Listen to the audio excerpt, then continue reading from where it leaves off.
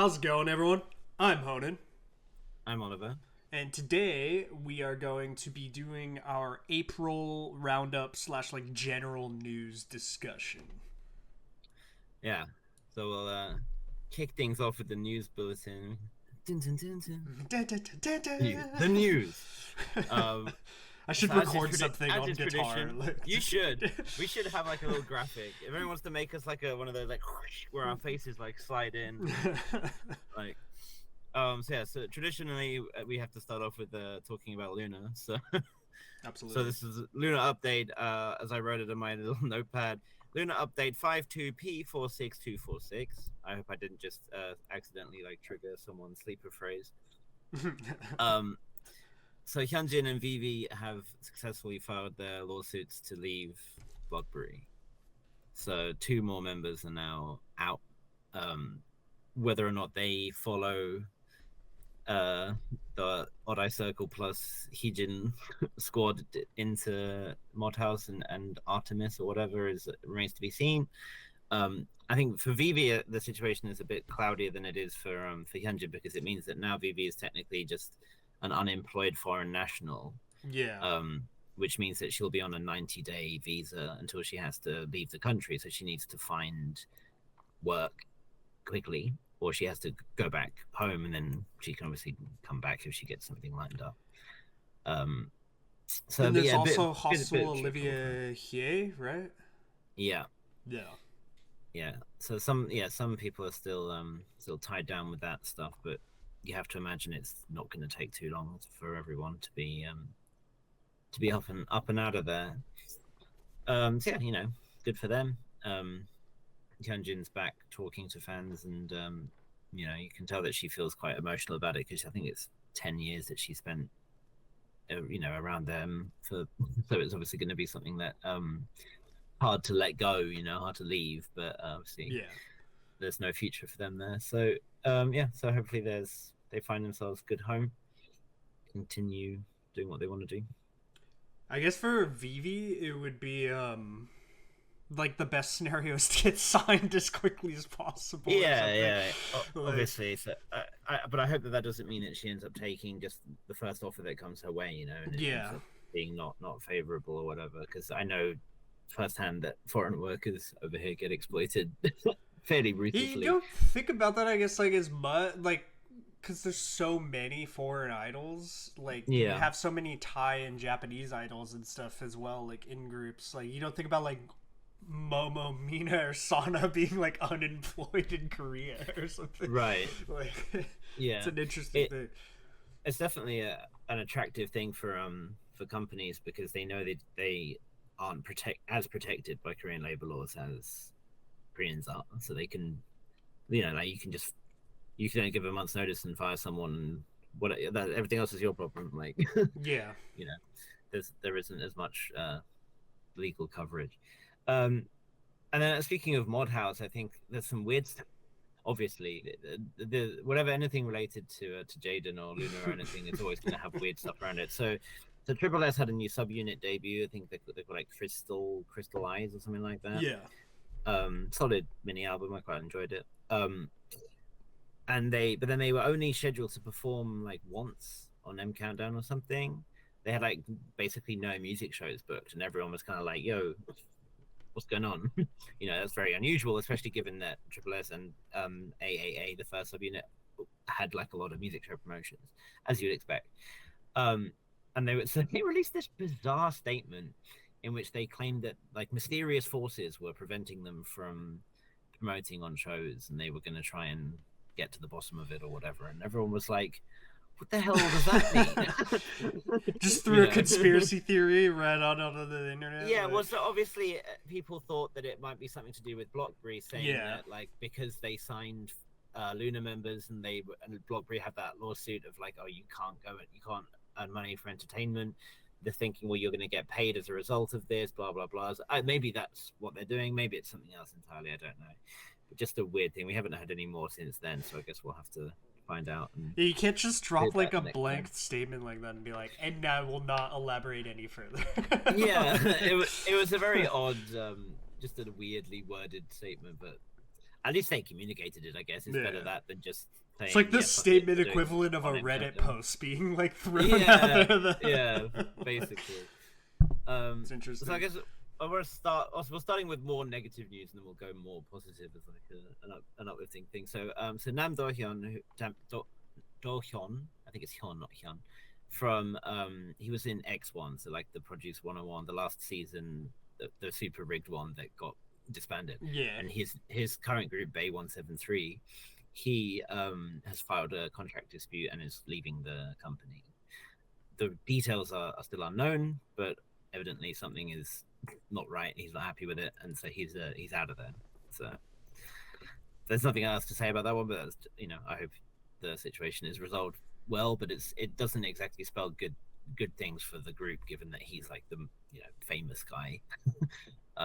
So yeah, I hope it all works out. Why does everything like with the boy group Produce 101 thing go so wrong in the beginning? Yeah, well, I mean, to be honest, I think it's part of the precedent. Like, people are realizing that if they're in a shitty contract or whatever, they are able to fight it a bit, Yeah. So the other one I wanted to talk about was it was going to be positive news, and now it's kind of been mired by some negative news. So Team Top, been around for a while, 10 plus years, maybe more. Probably most famous for their song "Rockin'" with its crazy footwork. They're having a comeback. That's going to be their first comeback in 4 years. But the other day, their member CAP, or Cap, as I'm going to call him, was he got basically into a scrap on a live in which he was smoking, and fans and well, mostly antis were giving him shit, and he was giving them shit right back, basically telling them to fuck off. And yeah, but he also revealed that he wasn't even sure if he was going to be in the comeback because he's due to leave. His contract expires in June, and he's not going to resign, he said. And that his company, Top Entertainment, who are famously shit, historically shit, came out and said, well, don't worry about contract renegotiations because you're out, sons, and they've removed it from the group. So presumably the other members will still go ahead with the comeback as planned, but not exactly an ideal Hold on. I just need to go back a couple steps. He was like just live on like a V Live style, just like smoking. You're saying, like, is that?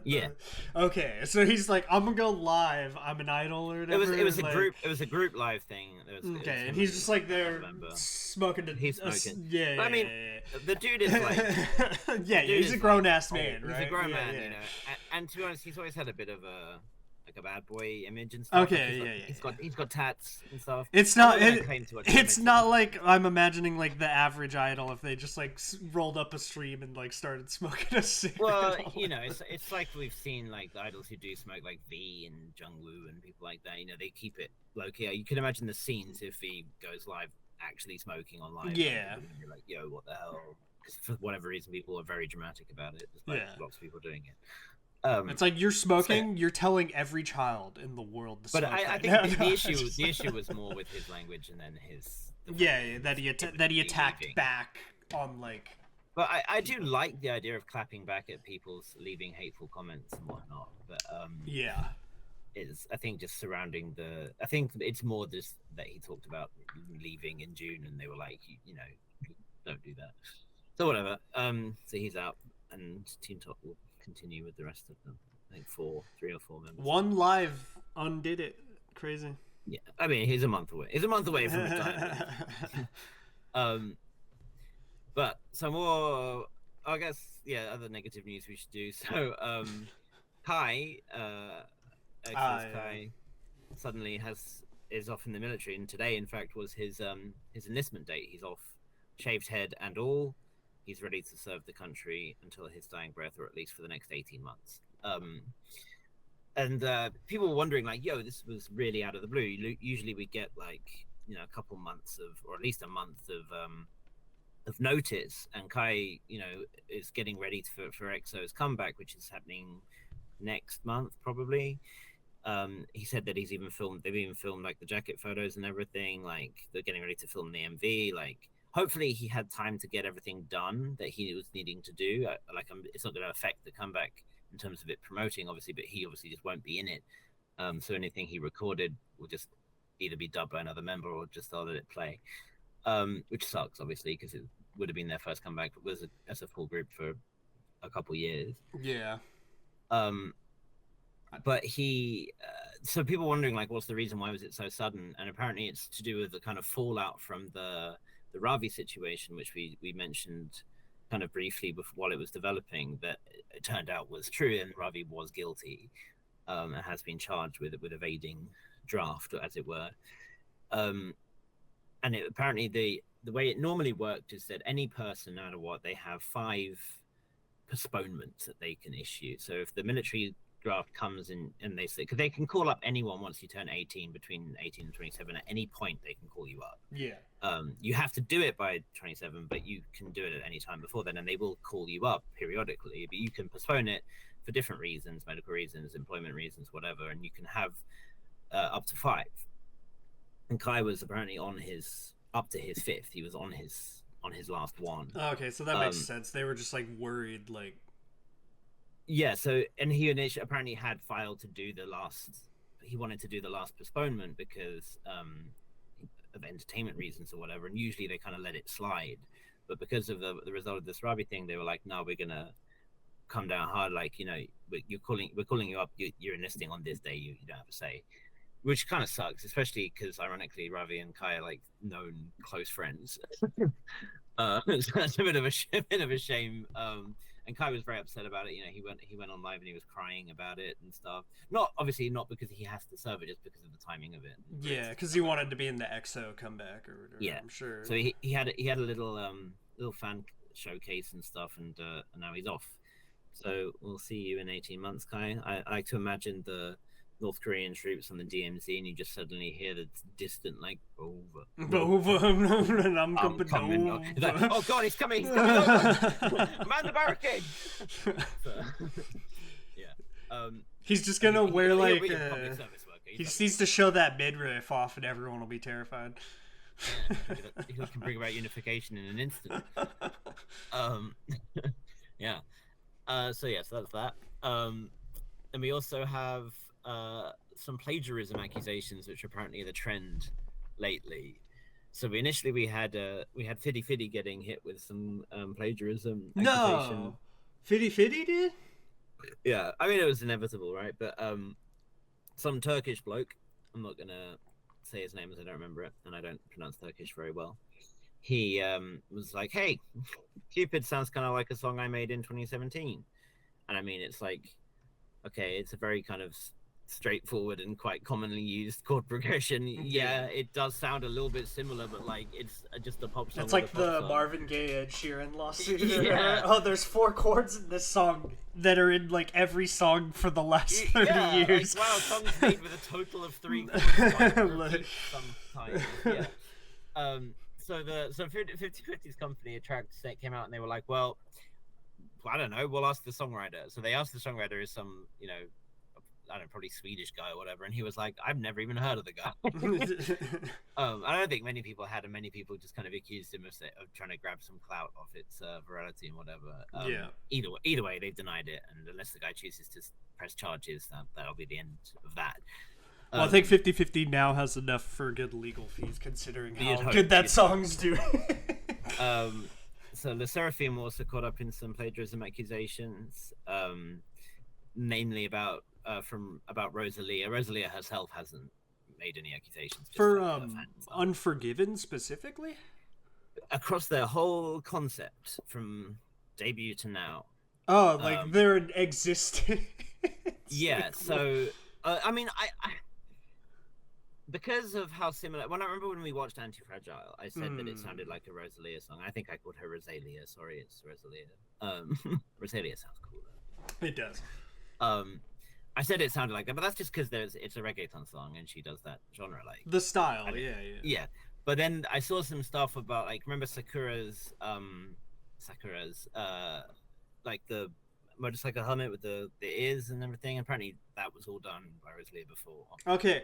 Now, so they all stole it from a iconic anime though. The Dura Dura. If you've ever seen that character. It's from Akira. No. But Akira with the cat that ears. like cat ear helmet thing is so long ago Well, that's from what I like thought. an yeah. I thought it's they're both derivative, right? So Yeah. I don't know. So I don't think there's that much weight to it. And Chaewon kind of cutely responded to it just by saying, "Look, it shows our color and our story." So Yeah, I think trying to say that they stole like the cat ear like motorcycle helmet thing, that can go so far back before like there's a few more things to it than just that, but and I yeah. think just in general the fact that the music is quite similar sounding at the Stylistically, moment. But yeah, not much to it. And then the last one is probably the wildest one. So IU was accused of plagiarizing 6 songs over by the same person, I should point out, who is not a writer of any other song. They are just an interested third party, apparently, or they're suing on behalf of another party. And it's 6 songs that were released over like a 11-year period. Like so, and it's like some of her most famous songs. So it's like "Good Day," "Red Shoes," "Beep Beep," "Celebrity." And what's hilarious is that IU herself didn't even write some of these, to the point that the guy who wrote BB, or produced BB, isn't it Lee Jong Hoon, I think his name is, came out and he was like, "Why aren't you accusing me? Accuse me, not her." she didn't write that melody. I did. Anyway, basically, Edam, her entertainment company, came out and said, "Look, we're going to sue your ass." Yeah. So, and it was they like kind of. Sorry, go ahead. They didn't even contact like the company themselves, right? They did it through like the police station or something. Yeah. It was like the. So yeah, Edam said they became aware of it after the police like notified them that charges had been filed, and it was from someone in Germany or something. Probably. So I just imagine some like terse German man with like horn-rimmed glasses, just like, I found a legal loophole. They will never catch me this time. Like, but they sorry, Germans, took the line, but they yeah, so but Edam kind of tied it into a much larger statement about like defamation and like harassment and stuff that IU's been receiving and had been receiving for, decades at this point. And basically said, yeah, we're going to smack your ass down if you say anything bad about her, which is an appropriate response. I don't think anything is going to come of that, but it's still an interesting thing that's kind of been happening. I feel like IU's company would definitely fight, just because IU is that company. She like completely lifted that company up, on her shoulders. So it's like... she herself hasn't said anything about it yet, but I like to imagine her reaction of just like when she like tips that guy off in that show. Oh yeah, that meme that goes, or the picture Logan's already shared it of her like turning with the middle finger in the camera or whatever. Yeah, exactly. So yeah, and I guess one of the slightly negative things to talk about is Lucas has officially left Wavy and good NCT. News or bad news? I'm not. Well, it's bad news in that it's about Lucas, but like but what I noted was that it didn't mention anything about Super M in that press statement. They said that he's going to be pursuing. He hasn't left SM firstly, and he's going to be pursuing solo endeavors. They said. So I thought, okay, he's going to end up like Lay in EXO. I mean, Lay didn't do anything bad. It wasn't kicked out of EXO or anything like that. But he ended up just spending most of his time in China doing Chinese stuff. And I figured that's what's going to happen to Lucas because he's already been doing that. Like he has been on shows and all kinds of things over there. Maybe he'll occasionally release a song, but just doing TV. What is a Lucas like solo? I remember the bass one or whatever. Right? I mean, he's not the most musically gifted guy, so like, but the fact that they didn't say about Super M and the fact that we had that Super M teaser earlier in the year with 7 Lights and stuff is like, maybe he's gonna do it, but I feel like the backlash that SM would get is pretty massive, and I don't think they'd do it, but maybe it might YOLO it. I don't know. I want them to put a Suja member in Super M will also be missing another member, right? Well, Kai. Yeah. I was gonna say Kai will Yeah. not. So they got to figure that out as well. But they might have already recorded parts. That would make sense. We're waiting for Bacon to come out and Taman to come out, and then I don't know. I've never called Bacon not Bacon ever since. Like, maybe they have a different member lineup entirely. I don't know. I always wanted to see Chang Min, and I'm happy, and everyone else can just like fall into place. Yeah, could work. What else was I going to talk about? Oh yeah, Kenzie, of course, has left SM as well. Kenzie, one of SM's most prolific songwriters. I'm gonna live in a world where it's not real because she wrote Psycho, or I'm sorry, he, right? Kenzie's a girl. Kenzie is a girl. That would make sense. Okay, yeah. I was getting confused because in the Discord, I was seeing people put she and then some people putting he, and I was like, wait a minute. I'm like, am I confused here? Okay. I was right the first time. I didn't need. I will not correct myself. Let me uncorrect my original. She wrote Psycho, which is my favorite K-pop song. I mean, she wrote into the new world. Yeah, but she wrote my favorite K-pop song ever. So it's like, I was like, she's been behind a lot of very iconic SM songs. Yeah, and Monster, dude, for the freaking subunit. Oh my god. And Monster by EXO. The greatest boy group song ever. It's up there.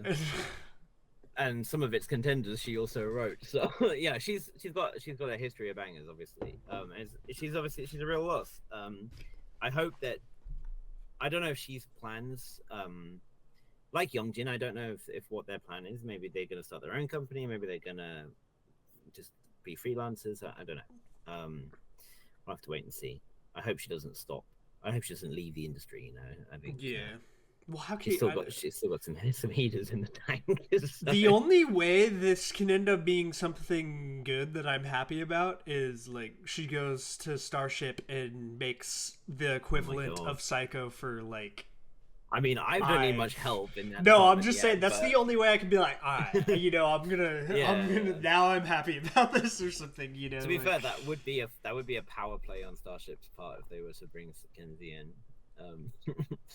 But yeah, so, I imagine she might end up at something like, if we're being realistic, like she's gonna end up somewhere or something. It's gonna be Hive.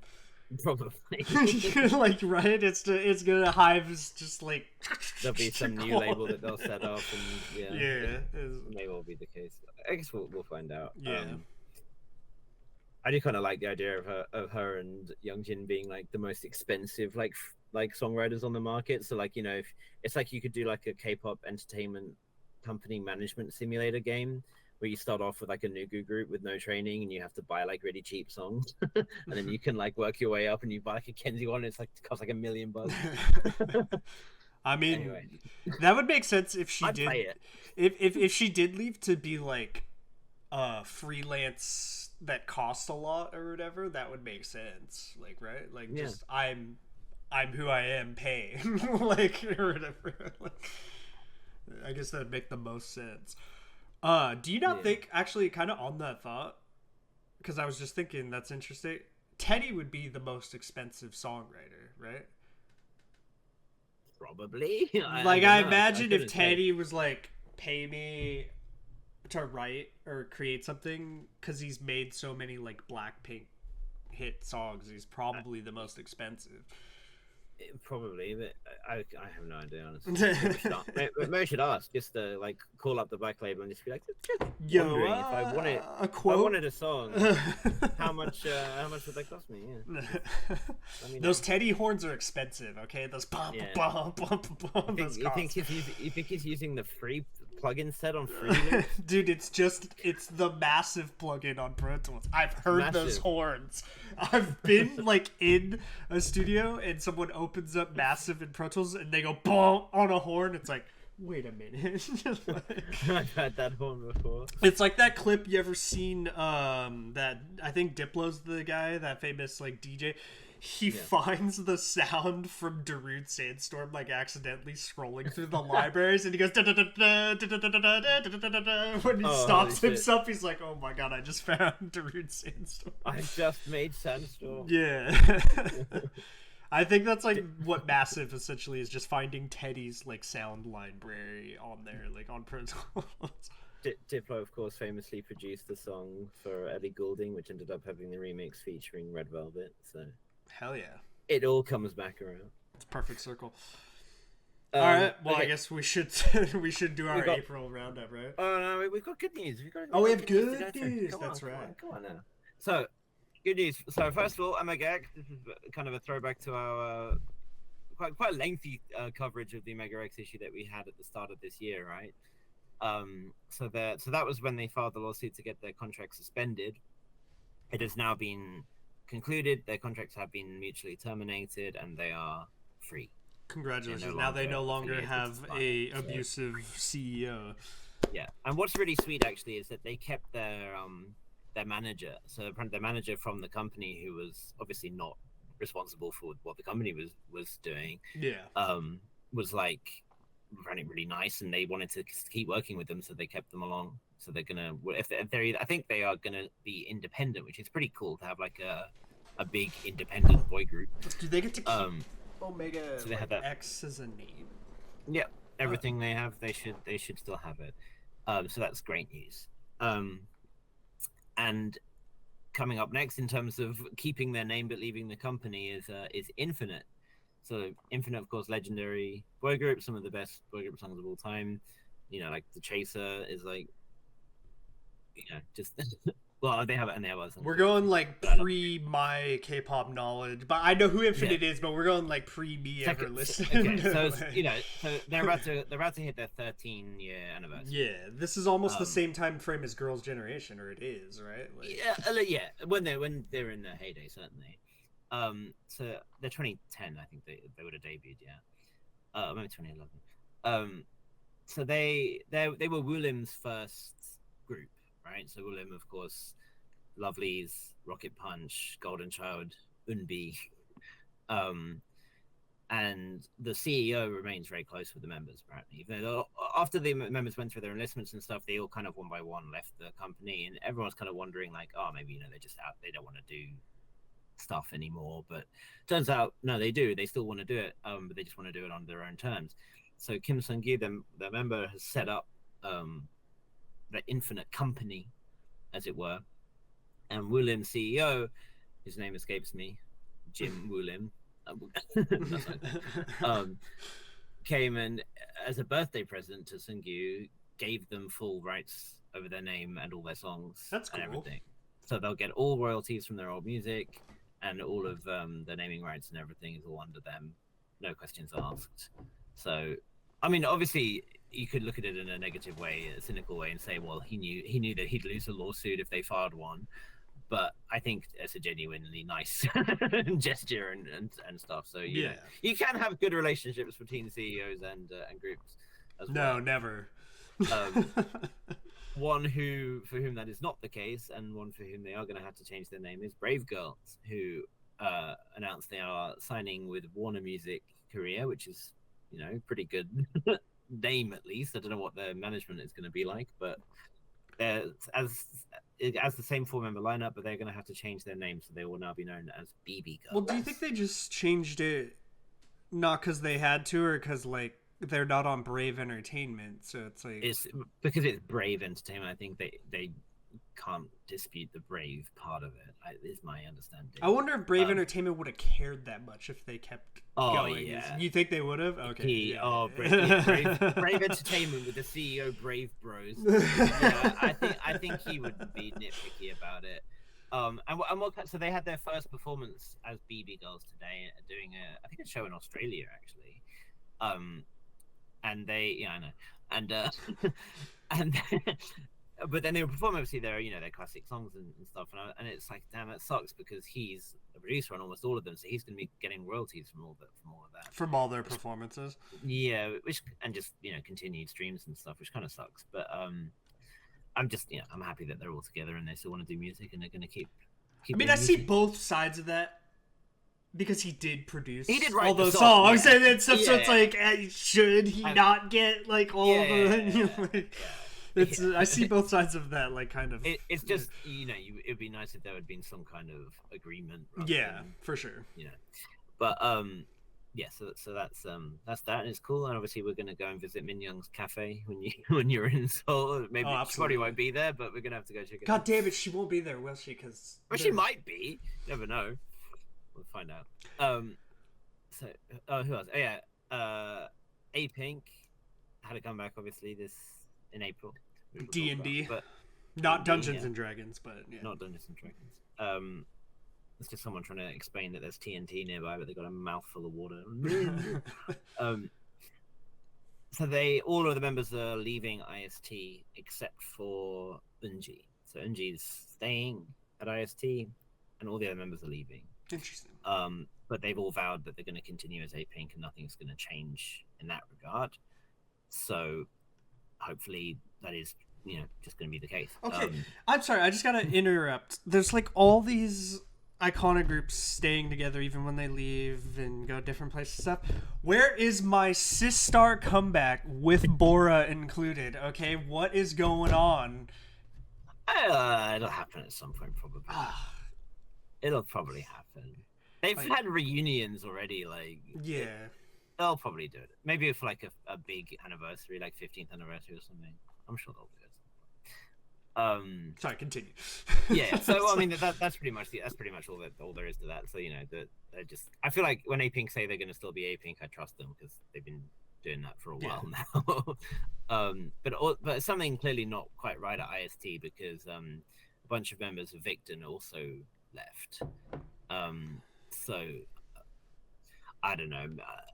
It's hard to say what's going on. Maybe they're having some issues and there's some contracts on as generous as they were hoping. I don't know. You've seen even when a group sells as good as Luna or something, and you see Blockberry just completely implode or whatever. So it's like you gotta outside of the I guess it's like big 5 or something, because if you're including like how successful some groups are, like IVE or something like that, that it's pretty difficult to be on like a company that is not one of like the major labels. Yeah, but IST is owned by Kakao.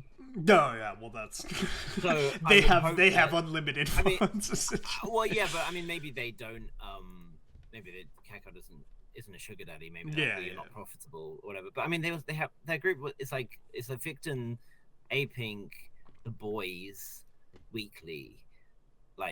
That's a strong lineup. And those are all pretty strong commercial performers, especially The Boys. I don't know.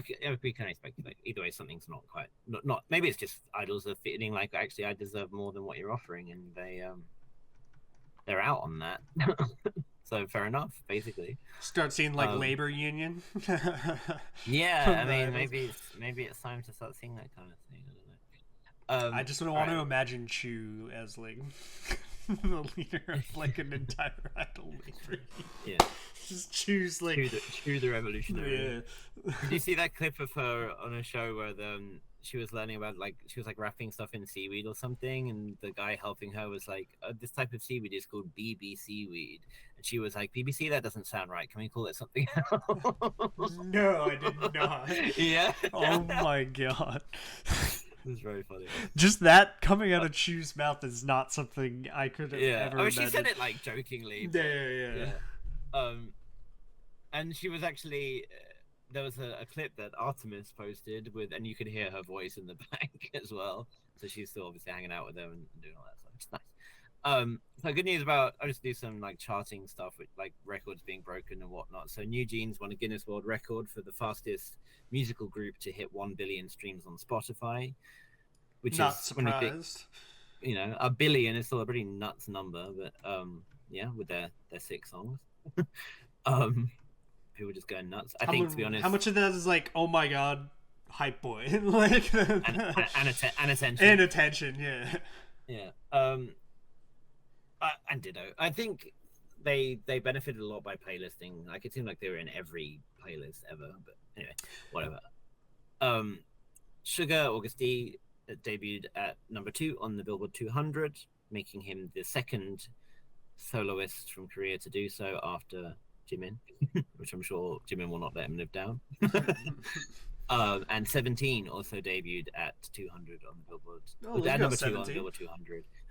But at 17 were record breaking. It's always one of those things that you say is record breaking after BTS, but they had 4 million pre-orders, which was like the highest of any boy group or something, and they've sold like just nuts. And they've become the 7th K-pop artist to hit number 1 on the Billboard Artist chart. So you're telling me Hive is just Congratulations, raking 17. in even more dough right now? Yeah. 17 very much have solidified their place as like, well, the biggest active group in Korea right now. Yeah, and I mean the album smacks, so it's a fair play. And then we'll do the classic shit that 50/50 keep achieving. So 50/50 are now the third group, not like girl group, just third K-pop group to enter the Billboard Hot 100 top 20 after Blackpink, who only did it with Selena Gomez, mind you. No original Blackpink song has done this, and BTS, of course, and coming in at 19 on the Billboard Hot 100, which is nuts. And they are the highest placing girl group in the UK. They are now number 9 on the UK top 10, which is insane because like the UK doesn't mess as much. Cupid is a great song, but it should have been Loving Me. True. I will absolutely second that.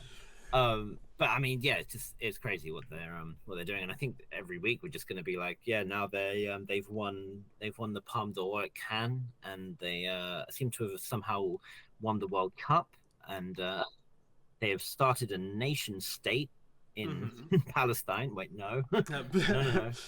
Well, dude, anyway. the moment I realized how like big a deal Cupid and was like how well it's doing was here. We have like 102.7, which is like the Ryan Seacrest like radio station essentially that plays all the main pop hits. All the top 40 like hits are played on it, and I was just like driving to work and like hit it on, and then 50/50 was on, and I was like, oh, okay. Like, yeah, Cupid's on like 102.7, like Ryan Seacrest is introducing Cupid for 50/50. I was like, what is happening? Yeah, it's kind of funny because it took a while to catch on here. Like it got really big elsewhere first. You know, it's kind of like a reverse import situation, and Koreans kind of started to gradually realize how popular it is. Because TikTok's not a big thing here. Yeah. So now it started the trend. So it's currently 26th on Melon and 6th on Bugs. It did have a roof hit. Like it hit number 1 at least a couple times. And I started hearing it playing around here. Obviously, the difference being that in the US, it'll be the twin version, the US version, and over here is the full Korean version. But either way, they're smashing it. Yeah, it's I'm wild. I'm not sure that they know what's going on. I don't think anyone could have predicted like this happening. Like, yeah. I also saw that it was it's become like the only idol group album to receive a 4.5 star rating on ISM, which is like a Korean like Korean pitchfork basically. Yeah. Like the only other kind of album you'd even know that got a 4.5 star rating is E by Epic High. So like, who's like, is there like people like doing the equivalent of like Yelp review on there to make other idol albums like drop down drastically? No, it's just like you know, very like these are music critics who know what the fuck they're talking about. Okay. It's like actual music. It's not like I could just log in as a user and be like, this album is trash or something. It's not like rate your music. Like I say, it's like Pitchfork, so it's a lot of quite snooty music critics. But unlike Pitchfork, a lot of these guys actually really know what they're talking about. So like in the reviews, they take the time to talk about each member as well. They know the members' voices and everything, and they'll talk about specific musical stuff, and they'll start talking about chord progressions and all kinds of things, and like actually going into music theory and stuff. It's actually a very I wish my Korean was better so I could read it in the original language, because obviously the Papago translations mean summer's lost on me. But it's pretty cool reading the interpretations and stuff, and then it's pretty funny seeing them just completely roasting the hell out of some idol group albums that release. But still, either way, it's a good place to find some cool music as well. I was curious. IZM. Yeah, so that's it. That's me done for news. Dun, dun, dun, dun. Okay, on to the April roundup. Yeah, so we had kind of like it was like the first like end of the first week in April there was a bunch of stuff, and then like at the end of the month there was a load of stuff. We should go in order. I know last Yeah, yeah. time you just had me like almost destroy my table until I could talk You about won't the have Tetris as much of a problem with that Espa rigor. song. So the stuff that we have on our lineup, thanks to kpopofficial.com for this, by the way. So we have August D, 17 Ive, NCT Tojetung, Mark, New Jeans Drippin, Extraordinary Heroes, Kepler, Aping, Taeyang, Hayes, Itaeon, Ige Kwang, Dream Note, Ball 4, Park Ji Hoon, Kim Woo Sok, Yeon, Epex, Tempest, Woods, Alice Makamaka, Gyuk, who I'm going to just call Sia from One Way, Must Be, Shin, Zodiac, Penameko, Card, Dawn, VNX, Canny, Jisoo Park, Blitzers, and Ha Hyun Sang, and more. Okay, when I said there wasn't that many April releases, we're not going to talk about all I of would them, like to take that back because I was wrong. So I guess the one I want to talk about first is extremely fitting. This podcast is not sponsored by Coke. Okay, but why? If you want it to be, give us a call. Why is like one of the best like songs from Espa about Tetris, and then a banger New Jeans song is about Coke Zero? Like, what is with like the good music being made about a product? Like, what is? I mean, yeah, I don't know. I think we've had like pretty good songs about stuff about ad songs in the past, but something about like the light DMV that New Jeans do is just so good. It was like, I think because they weren't messing around trying to do anything anything artsy with the presentation or anything like that. It was just like, here's a song. It made me really enjoy it. But let's be honest, like, so if like an American pop artist makes a Coke Zero song, it's like that annoying thing you get in jingle. The movie theater while you're waiting for your movie to come on. Right. But like, it had no right to be anything more than that. Look, I love it. It's one of my favorite things about the industry is that they have these like full releases with like big artists for like, Coke Zero promoted things. Like Pepsi been doing it. I know that Starship always does them, right? Yeah, I saw the Pepsi had like Orange with Ive, which was like, please don't do this to me. Yeah. And they signed a thing with Mountain Dew as well. So we're gonna get a Mountain Dew song from Ive maybe, or just Won Yun like yassifying Mountain Dew, or like. I mean, I'm here for it. I'm here for it completely. And it works on me. I'm not gonna lie. Like Espa and then Idol have done commercials for Tams, which is like a soft drink you can get here.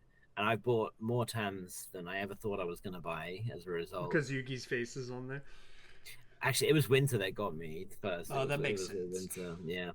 And then Le Seraphim have done a commercial for the Vita 500 0-calorie version, specifically, which is 201 more than the original. It sounded like you were telling me about an engine from an old rally car or something. It's like these little like vitamin shot. No, yeah. I saw a Chicago pizza Le Seraphim ad thing on YouTube. Yeah. I know that pizza looked awful, but I've been buying the hell out of those Vita 500 zeros. Let me tell you, every day I get one at work and I drink it. You're just gonna eat bad pizza too because Chaewon. No, I'm not going that far. If she's on the box, I might consider it. I've got a Taeyeon box. I've got an. You can always throw the food out and keep the box. It's true. But yeah, song slaps. And for a perfect segue, because I'm gonna do it because this came out. The pre-release came out on this day. I'm gonna talk about Dream Note. With Lemonade, which is just lemonade, which is another song in which the chorus tells you that a drink is tasty, but it's not a PPL. But I mean, the highlight from that little single album is the B-side "Broken," which is a great track. Dream Night seems to they don't miss with their albums. They always have really good songs. I remember kind of like a dum-dum when I watched the Lemonade videos. Like, was this a grocery store ad for like a place that is in South Korea? But D-Mart, yeah, but I was like, oh wait, hold on a minute. So I actually went to meet DreamNote because I've been a big fan of theirs for a while, and I went to meet them a couple weeks ago. And at the end of the fan sign event, they gave us little bottles of lemonade, which I thought was a nice touch. Just Minute Maid lemonade. I thought it was a nice touch. But yeah, just really fun. It's like it's one of those songs that you can describe as like, this is a very K-poppy song. You know, like this just sounds like what K-pop sounds like. You told each member when you met them that Ghost is a masterpiece, right? I told some of them. I had an extensive conversation with Bonnie, who's the short-haired one, about it because she has a fencing sword in it, and I was like, I do fencing, and she was like, oh my god, it was good time. Ghost is just like one of those things. If you listen to DreamNote's catalog, and then you'll just be like, why is this? It sticks out like like this like totally unique, separate entity from the rest of like the catalog that is like, because it's kind of the only time I think they've done that like concept, right? Yeah, they've never done like a really dark concept like that. But man, that song smacks. Yeah, it's just too good. It's So I guess moving on a couple of days, we have a couple of releases on the same day that I wanted to talk about. So going to April 5th, we had A-Pink, Haze, and I want to talk about From 20 as well. So I guess I'll start with From 20 because he's the one that there's less to say about. But this dude, he's in this like project group thing. It's like an actual group called the Faker Club. But he's done his solo stuff, and like I think I talked about his song Chemical last year as one of my like either an honorable mention or in my like top list or something. Like that song, he's like, but all his songs are solo songs. Almost all of his solo songs are like heavy on the synth pop 80s sound that I just love. Yeah. And this one, Bad Revenge, is no exception. Like, I mean, come on, if you're gonna call a song Bad Revenge, you better have it's a synth. It's a synthwave banger, and I think it's literally just a song to celebrate him signing for a different record label, because one of the lyrics is like, "Now I'm on Cooler Records." So I think it's literally just the song absolutely smacks. So yeah, From 20, Bad Revenge, I do highly recommend it. As I guess A-Pink, we can talk about A-Pink. You can start. What were your thoughts? I liked it, not over the top much, because I guess because Dilemma happened last year, right? And Dilemma for me was like an absolute like 10 out of 10 banger. So I guess when you go from Dilemma, and then it's not like it's just not on that level for me. So it was like a down. Not, I don't want to say downgrade. It just didn't hit like Dilemma did. So I was kind of like, yeah, I think like they've set such a high bar for themselves in recent years, right? Like, I mean, it's kind of been talked about it ad infinitum, like their concept change that they had with I'm So Sick, and then going into like Dum Dum, and then Dilemma. Hayoung in the video did kind of make me go like, oh, like I guess I have a favorite member in A-Pink now. I completely understand that. I mean, I've been Eunji biased since forever, but I've been kind of deviating to Chorong in recent times, and that since the Bomi Chorong the song, twins thing they had. Yeah. Around that time, I sort of started going, "You're catching my attention, madam." I would say respectfully, she's older than me, but I did like the EP. Like you say, it wasn't quite as strong, especially because the Dilemma album as a whole was so good. Like cover to cover was really good. I did enjoy the EP, but yeah, it wasn't quite on that same level. I think Candy was a really good track off it that I liked a lot. Maybe Me, Myself, and I as well. It was a good. There was nothing like I wouldn't say like anything bad about it. It was a good song. Yeah. And also on the day was Haze, and I think this one I wanted to talk about more because of the reaction. Yeah, this was the thing where people were like upset because it was like an upbeat kind of club style, I guess you'd say, or something, and it was like I want my ballad or something. Yeah. Like... So Bingle Bingle, which they've romanized as Vingle Vingle, is the song, and she collaborated with RT, who is quite well known as being one of Blackpink's producers, one of Teddy's main collaborators. Um, and so when that name was there, I was thinking, this is not gonna sound like a normal Hayes song. And by normal Hayes song, she's done a lot of stuff. I mean, she used to be a rapper, for God's sake. Like, she's not just a ballad singer. Just because she made her name in career as a ballad singer doesn't mean that because she released You Clouds Rain, which is like this, went super crazy over here. But like, she's done those songs with Jerry Boy and stuff, and the songs with Sugar, where she's like, or produced by Sugar, where it's not like super ballady. So I don't know, but she said herself, yeah, I wanted to do something fun, I wanted to do something with a catchy dance, I wanted to do something. It was well done, in my opinion, too. I enjoyed it. Yeah. It's no musical masterpiece, no, but it's an enjoyable little fun little song, and I do kind of like the progression that has in the chorus, even though it is like a very kind of club focused drop or whatever. But like, sometimes those songs are okay too, you know? Yeah, but like, and think about it in the context of like a live performance. Like, she can have some variation and fun stuff. Like, am I supposed to go to like a Hayes show and just be like, I'm gonna be in the fields for 2 hours right now, and do not give me any different emotion? For her, like, she's supposed to just pour, like, just constantly emote for hours and hours and hours. Yeah. Like, I don't know. So, I thought, yeah, the fact that she's been getting is a real shame, and I hope that she's not put off from doing. I mean, I think a good example is like Taeyeon has like songs that completely shift styles from like that more like I'm singing over. Like, I've been through a divorce. Yeah, you know what I mean. Like, I feel like an artist kind of has to have that, otherwise it's a little bit boring if you're just like, okay, I know exactly what you're gonna release next month or whatever. Yeah, absolutely. So yeah, I really hope that you know, she doesn't get disheartened from doing what she wants to do in the future. Yeah. The video was kind of done in that like cell phone style too, right? Like yes. Yeah, like it was on Instagram almost or something. Like, the quick mention to Easy Kite and their song Diver, because as Ava said, that's what he says when he's playing League of Legends. Let's move swiftly on from that. So we had the August D date release. The IU song, of course, is on there, though I do think that's not the strongest song on the album. Why am I blanking on song titles so bad? But there's a masterpiece on that album, and I believe it's featuring.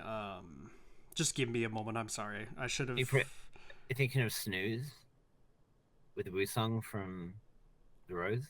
Yes. Thank you. Yeah. Yes. Featuring Ryuichi Sakamoto. The late great Ryuichi Sakamoto. Dude, that was a masterpiece on that album. That's incredible. That is definitely a standout, and I think it did kind of make the rest of the album kind of fade into. Well, no, I feel like the title track, Higum or something, right? Yeah. Or how, like, that was still like, I feel like very his style and works really good. Like, the video is very gritty and dark, kind of like most of his other ones. That is like, I was like, okay, yeah, like I'm in it. But yeah, that's such a good contrast. Yeah. To everything. If the whole album had vibes like that, I would have been super here for it. And like the song with IU, People Part 2, it was like, you know, I just didn't feel like, I don't feel like he ever went off enough in the verses, and he kind of, some of it was a bit repetitive. I thought like the hook was okay, but it wasn't crazy. Like, obviously IU's voice is IU's voice, and Sugar's a great rapper, so it's never going to be a bad combination. I guess you always have the expectation if IU's on your track that it is going to be like the track. Yeah. You know, like on that album. But having said that, I mean, Wissung is never to be slept on, right? Like, no, of course, yeah. That's a man who thinks like he's been through divorces. Seen some shit, yeah. Okay. There's great. The whole, I listened to the entire. It's a good project. It's the whole way through is very good. Like, yeah. It's just that one song stands out so much, you know. Yeah, it does. No, when you get there, and there's something about the contrast of like Auguste's voice and flow to Wusung's that is just like really connects perfectly in that track.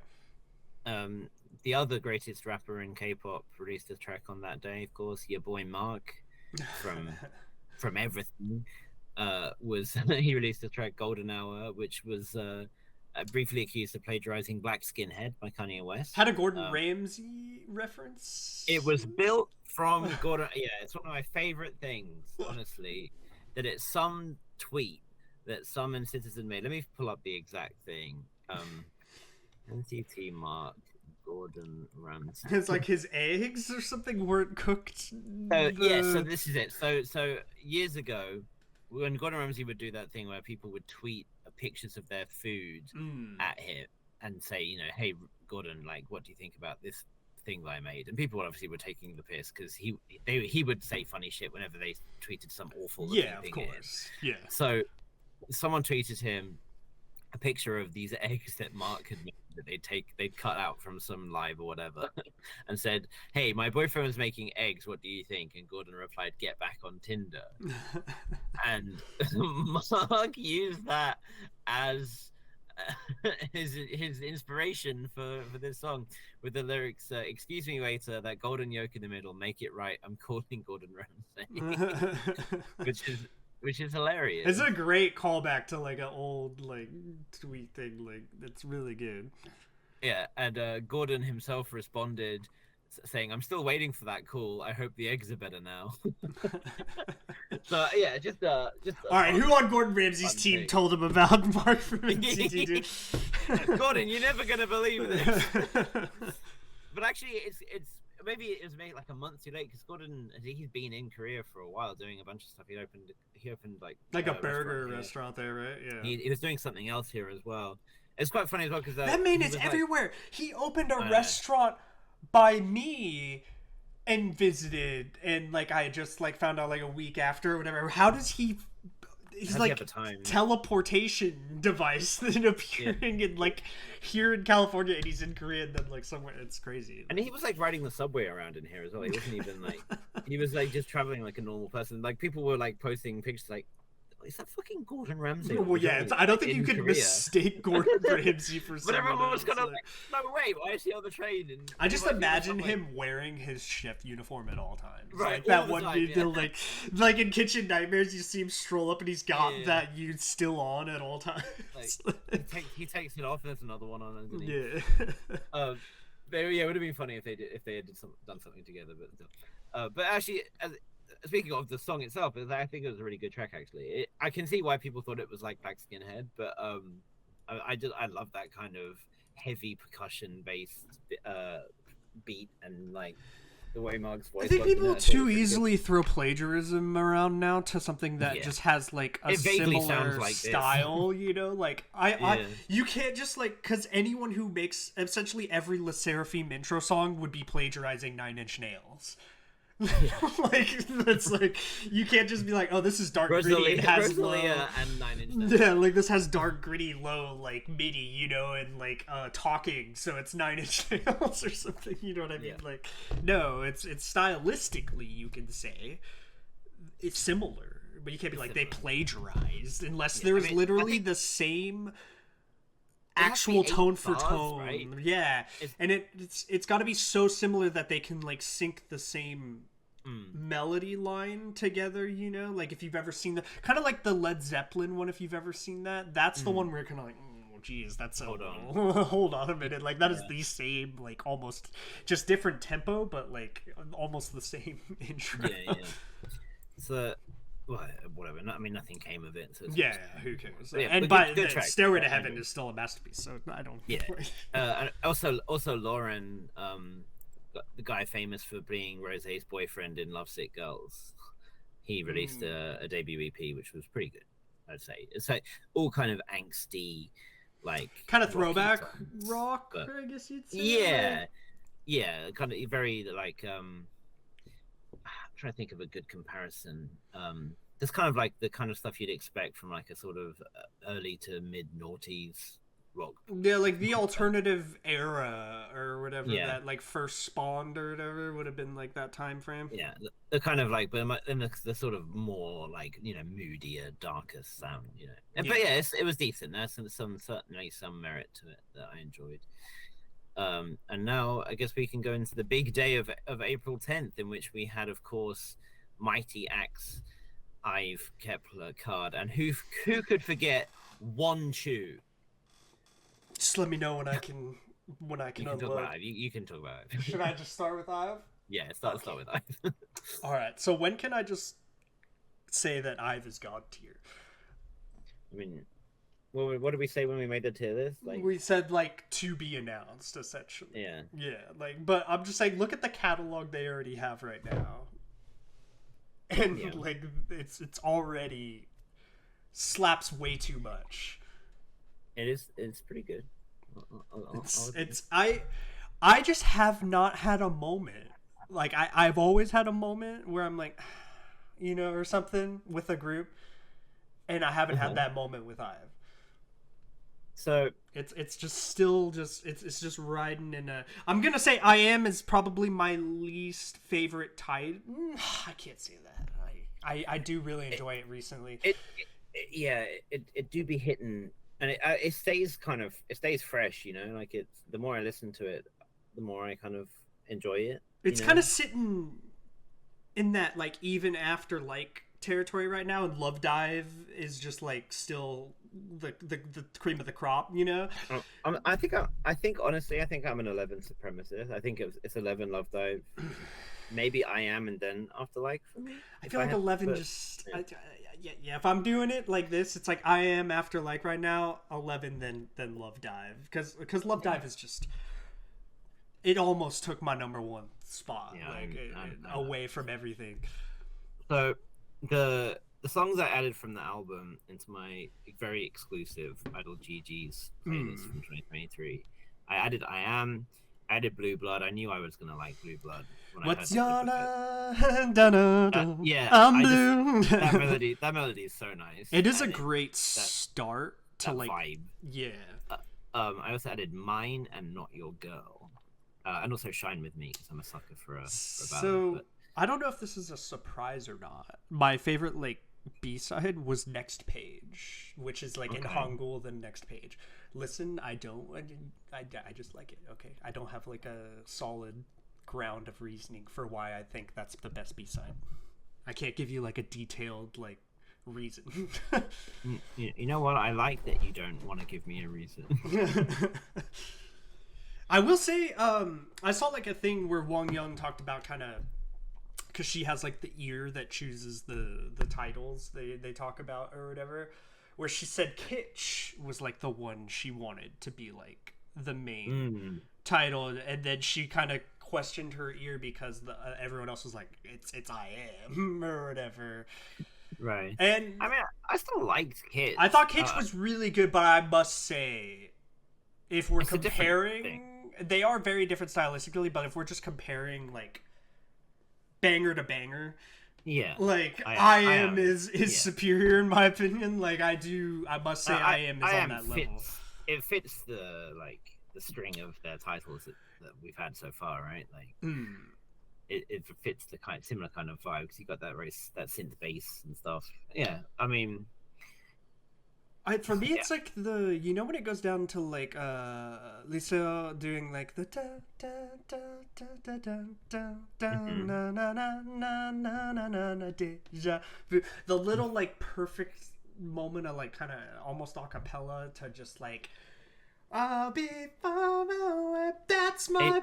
And that just like when it's like it's just slaps. It's a long instantly. chorus. Yeah. If you consider that to be the whole chorus, like it's a long thing. I guess that would be like a pre-chorus build-up or something. Yeah, maybe, but it uses the same melody. So it does. I don't know about technicalities, but anyway, it does go hard. And I saw them a week ago.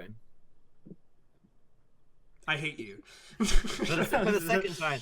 But what's funny, so I was trying to sing along, right? That song is high as hell. Oh, yeah. Like, oh my god, I'm there, like... Also, the singer who does Tears. Oh, such yeah, there was a interview show thing I was on where that singer broke down how they sing in the same key she does in that. In the one part of the song where, Eugen has... That's my da da da da da. So they actually go like that high, that same note or whatever.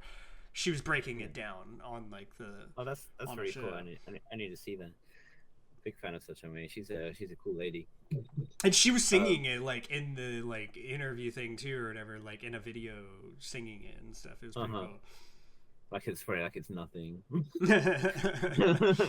It's pretty dope. I think it's Eugene who does those key notes like that. I think Eugene vocally has improved so much since she does really stand out.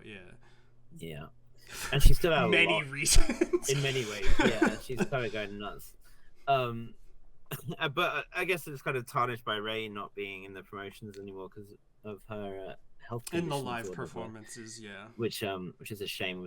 I mean, she's my favorite member, and not seeing her when they performed at the Olympic Stadium was a shame. So I hope she gets better soon. But yeah, I mean, it was a good album. I wasn't like crazy about every single song or whatever. I mean that's to be expected, but yeah, definitely. I was overall happy because there's like sometimes an album will be like, I like the title or maybe like 2 songs or something, and then there's just a lot of like imps in them or something. Yeah, a filler. Yeah, but there was like a solid 4 tracks that I really like, and then others that are good. Like I think it's just a really good sign that we got a full album so soon, right? Like that wasn't done in the same way, no shade, as the Seraphim's full album where there was like a lot of the same tracks. I remember 3 that are like redos without Garam in them or something, essentially. We talked about it before and saying like, I think all of Ive's previous songs are going to be on this album in order to consider it a full album, but then it turned out no, that wasn't the case. They're all original tracks. Oh my god, could you imagine just a full album though of like all those title tracks? I mean, I wouldn't complain about bumping like, the car, but yeah. That is just too stacked. But considering that we often wait years and years and years before we get a full album from a group, it's pretty cool that they drop one so quick. I just think of it this way: you could already almost make a greatest hits album out of Ive's tracks. Don't give them any ideas. But I'm just saying, we're not even. What are we? Barely a year in. Yeah, and there is already like a legitimate 5 greatest hits, essentially. Like, it's like that's wild. Yeah, they're doing all right. So I wasn't memeing when I said about One Chew. So One Chew is a subunit from Girls Alert. Okay. A Nugu group, and it's a duo, and they released a song called Siren, which is based on the theme of the sirens from the Odyssey. Was member written and composed, and it fucking smacks. Like for basically a complete Nugu. Like this is really good. When you say Wang Chu, I just like assume Wang Young and Chu made like a subunit. Can you imagine? You imagine the height difference? Just like a tiny Chu being next to one. I would be here for it. Starship. Oh my god. Get on it. Make a Pepsi ad. But yeah, but really, really good. Like honestly, very much worth checking out. Really enjoyed it. On that day, we also had Card. Without You. I mean, I'm always very kind of meh on Card music. I thought this was okay. I liked the video. The song was. It's like it had some cool ideas and stuff, but then it just kind of went to just like here's a banger. I know that Card are very good in live performances and stuff, and it's a good song for that kind of thing. But I'm not listening to it all that much just by itself. Yeah, it was a decent song. It's not one that stuck with me or anything through the month or like after I heard it. Yeah. The main thing that stuck with me was the outfits in the MV. I didn't see the MV. So. Oh, okay. So this is the thing. I see all the MVs like back to back. I'm like fairly pure of MVs at the moment, apart from the ones I see on live. I know MVs do influence me sometimes, especially when next month when we talk about Espa. Yeah. I haven't seen that, but I've seen enough of the members to know the problem. Just well, you're also a winter fanboy like me, so I would just avoid the spicy MV at all cost. Okay. I'll try my best.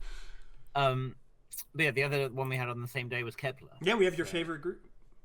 I mean, I like Kepler. I honestly, first of all, I've seen them live twice, and just because I had disagreements with the lineup doesn't mean I don't like. You're like the biggest Baki stan I know, though. Like the. Listen, she's the member. I think she actually fits quite well in the concept. Yeah. I will say, if we're talking about Kepler right now, I just want to throw outside LVLY better than Giddy. So, I'm gonna fight you. Okay. The best song on that album is objectively "Back to the City."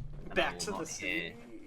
It's like the synthy one. Oh, okay, yeah. Well, I should have just assumed, like. But the song I liked least on that album was LVLY. Am I mistaken? And I had like. No. LVLY is like the rockier one.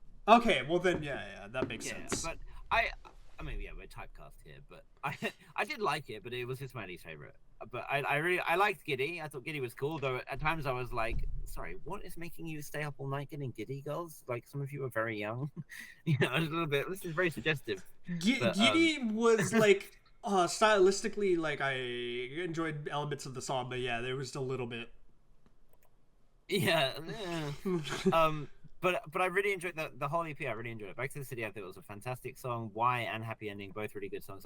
Both of them I was expecting would be a very basic ballad, and I think only Chaeyoung can really sell a ballad out of the whole group. I think so. It would have been kind of to listen to, but they weren't ballads. They were both just good songs. So yeah, I was really happy with it. I think it's the strongest collection of songs that Kepler have released so far as an EP. I think I would have been happy with Giddy was a good song, but I do think like what we were just talking about, those other two, either one, I guess they can't be like the main track. It's one of those cases where the B-sides are more enjoyable to me than the main title, which kind of happens with Kepler a lot with me. I feel like that almost happens every time. Like Mask originally was my favorite and stuff. Like I think Up is probably the title track of theirs. I enjoyed them. Although I did like the last one as well.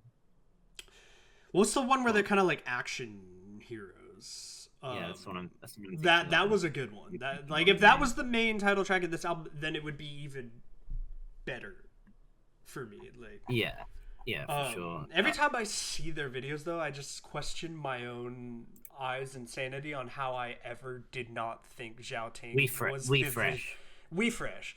How did I not watch Girls Planet the whole time and just go, yeah, Zhao Ting's the visual in? Like, I mean, it's the same with when you're watching Produce 48, right? You're looking at what Chaewon looked like on Produce 48. Yeah, I guess. This is not a problem. And then now you're like, oh, please get off the floor. Whatever you're doing, stop. I guess that's a good context. Stop looking like that. Stop. Put your tongue away. That's my constant. But Zhao Ting is like an absolute menace now. Yeah. It's also like, they get older, they feel their confidence, and they know more of how to really pull off what they're doing, right? Yeah. But Zhao Ting has become, I think, the main attractor, I guess, for Kepler. Like she's standing out more and more in their performances and stuff than I think she was at the start. I think in the middle era, Hikaru was definitely the one who catches your eye the most in the performances and stuff. But he kind of just performs so good too. Yeah, it's like Hikaru is not sexy like Zhao Ting is. Like, if we're being obvious about it, Zhao Ting's just literally up there in the visual. Like, if we're comparing visuals in K-pop, she's just like up in that top 5 category right now. Let's not get crazy. I'm not going crazy. Listen, Miyeon is the most talented visual in K-pop. Zhao Ting's up in that territory of just a ridiculously good looking. Is Chaesol nothing to you? I've already said Chaesol's the nation's visual. We've gotten that out of the way. Which we told her. She knows. Yes, she knows. Sorry, there was one more, right, from that same day. No, that's all from. That concluded that day. Okay. We can go a couple of days ahead. We talk about Chaeyeon, since we were talking about IS1 briefly. I ordered 2 of the special release of Hush Rush when that happened. You're pointing at your now non-existent. My now non-existent K-pop shelf because I'm moving. But I have 2 of the special like editions, I guess, of like that Hush Rush coming out of Chaeyoung's album. Yeah. And I wish I had done that for this one, because this album, or like EP, I guess you'd say, or whatever, is just an absolute banger all the way around. Really solid. And her music style just went and like lifted to the ceiling on this one. I feel. I think we're both gonna say that I Don't Want to Know. Yes, that is the best song she's released ever, and it might be of all time when we look at for her catalog of music in the future. Like, I think because her debut was certainly pretty divisive, right? I think it's a Dem Joint song as well. It wasn't his strongest effort. I didn't hate it by any stretch. No, I like it, but this is just on another level. This is on the next level. She really leveled up. It's exactly what you kind of hope for a second release. And I think we heard her do songs that we didn't think that she would do based on what the debut was like, right? Like these were stylistically not what she had done before, which is dope, you know. And it's like, oh, okay, maybe she is just gonna settle into that IZ*ONE soloist who just drops absolute heat. Yeah, like you've seen Un.B just release bangers after banger after IZ*ONE, and now I have like a lot of hope for Chaeyoung after like this. Yeah. I really hope that they catch on to the fact that a lot of fans were, especially with I Don't Want to Know, were really into that, and you know. But Knock was like a great. Knock is doing great. Is a great main title like comeback. Yes. And I Don't Want to Know wouldn't work as a title. Yeah, and Knock's like choreography is so eye catching, and it's like great when you see those like dance challenges. It's and perfect. Stuff. It's perfect challenge material. Like the crazy version where she walks in and does like the shift. I don't know if you've seen that. Like her and Chaeyoung do it together and stuff, but it's wild. Like there's like she had to make an easy version for her fans because they were like, this is just like too complicated. So she like angrily in the face was like making like a cheesy kind of like all in the hands one, and she's like, here's one for all you like, here's one for you idiots, yeah, like you children who can't dance like me, the mighty leader. I mean she is a unreally, she's like stupid good dancing. Yeah, like, I Don't Want to Know though is like, oof. Yeah, that's in my song of the year categories right now. Like that is a banger. Like, it's that good. Yeah. Really good track. I mean, the Tetris song's sitting pretty comfortable right now, but I added it to my like songs I listen to when I go running. So when I go jogging around. So like I leave my house at like 11 p.m. and just run around my like local area in the middle of the night. Just because I live like kind of at the base of a mountain, so I have like a lot of like hilly areas. Yeah. So I bump that and a few other songs while I'm running around, and it fits. It's good for running too. I'll say that much. I wouldn't say like Chaeyoung has like the strongest vocal, but the way they use her vocals in this, both these like Knock and I Don't Want to Know were done really, really, really well. Like really played to her strengths vocally, I guess you'd say. Especially I Don't Want to Know was like in more interesting tone and style from hearing her sing that way and stuff, where I was kind of like, oh, okay, you can kind of like hit some of those, and then you're doing this like you're doing this dance. Her singing, her singing has improved a lot, I think. Yeah. Like, yeah. So what else? We have a pretty decent track from Just B, which is an extremely long Korean name, and I'm not about to try and read all of that. Park Ji-hoon released a mini album, not his best, like decent, but not his best. He's certainly had better. I mean, he's had 7 mini albums at this point, so there's a lot of good music worth checking out, but the album didn't hit quite so hard.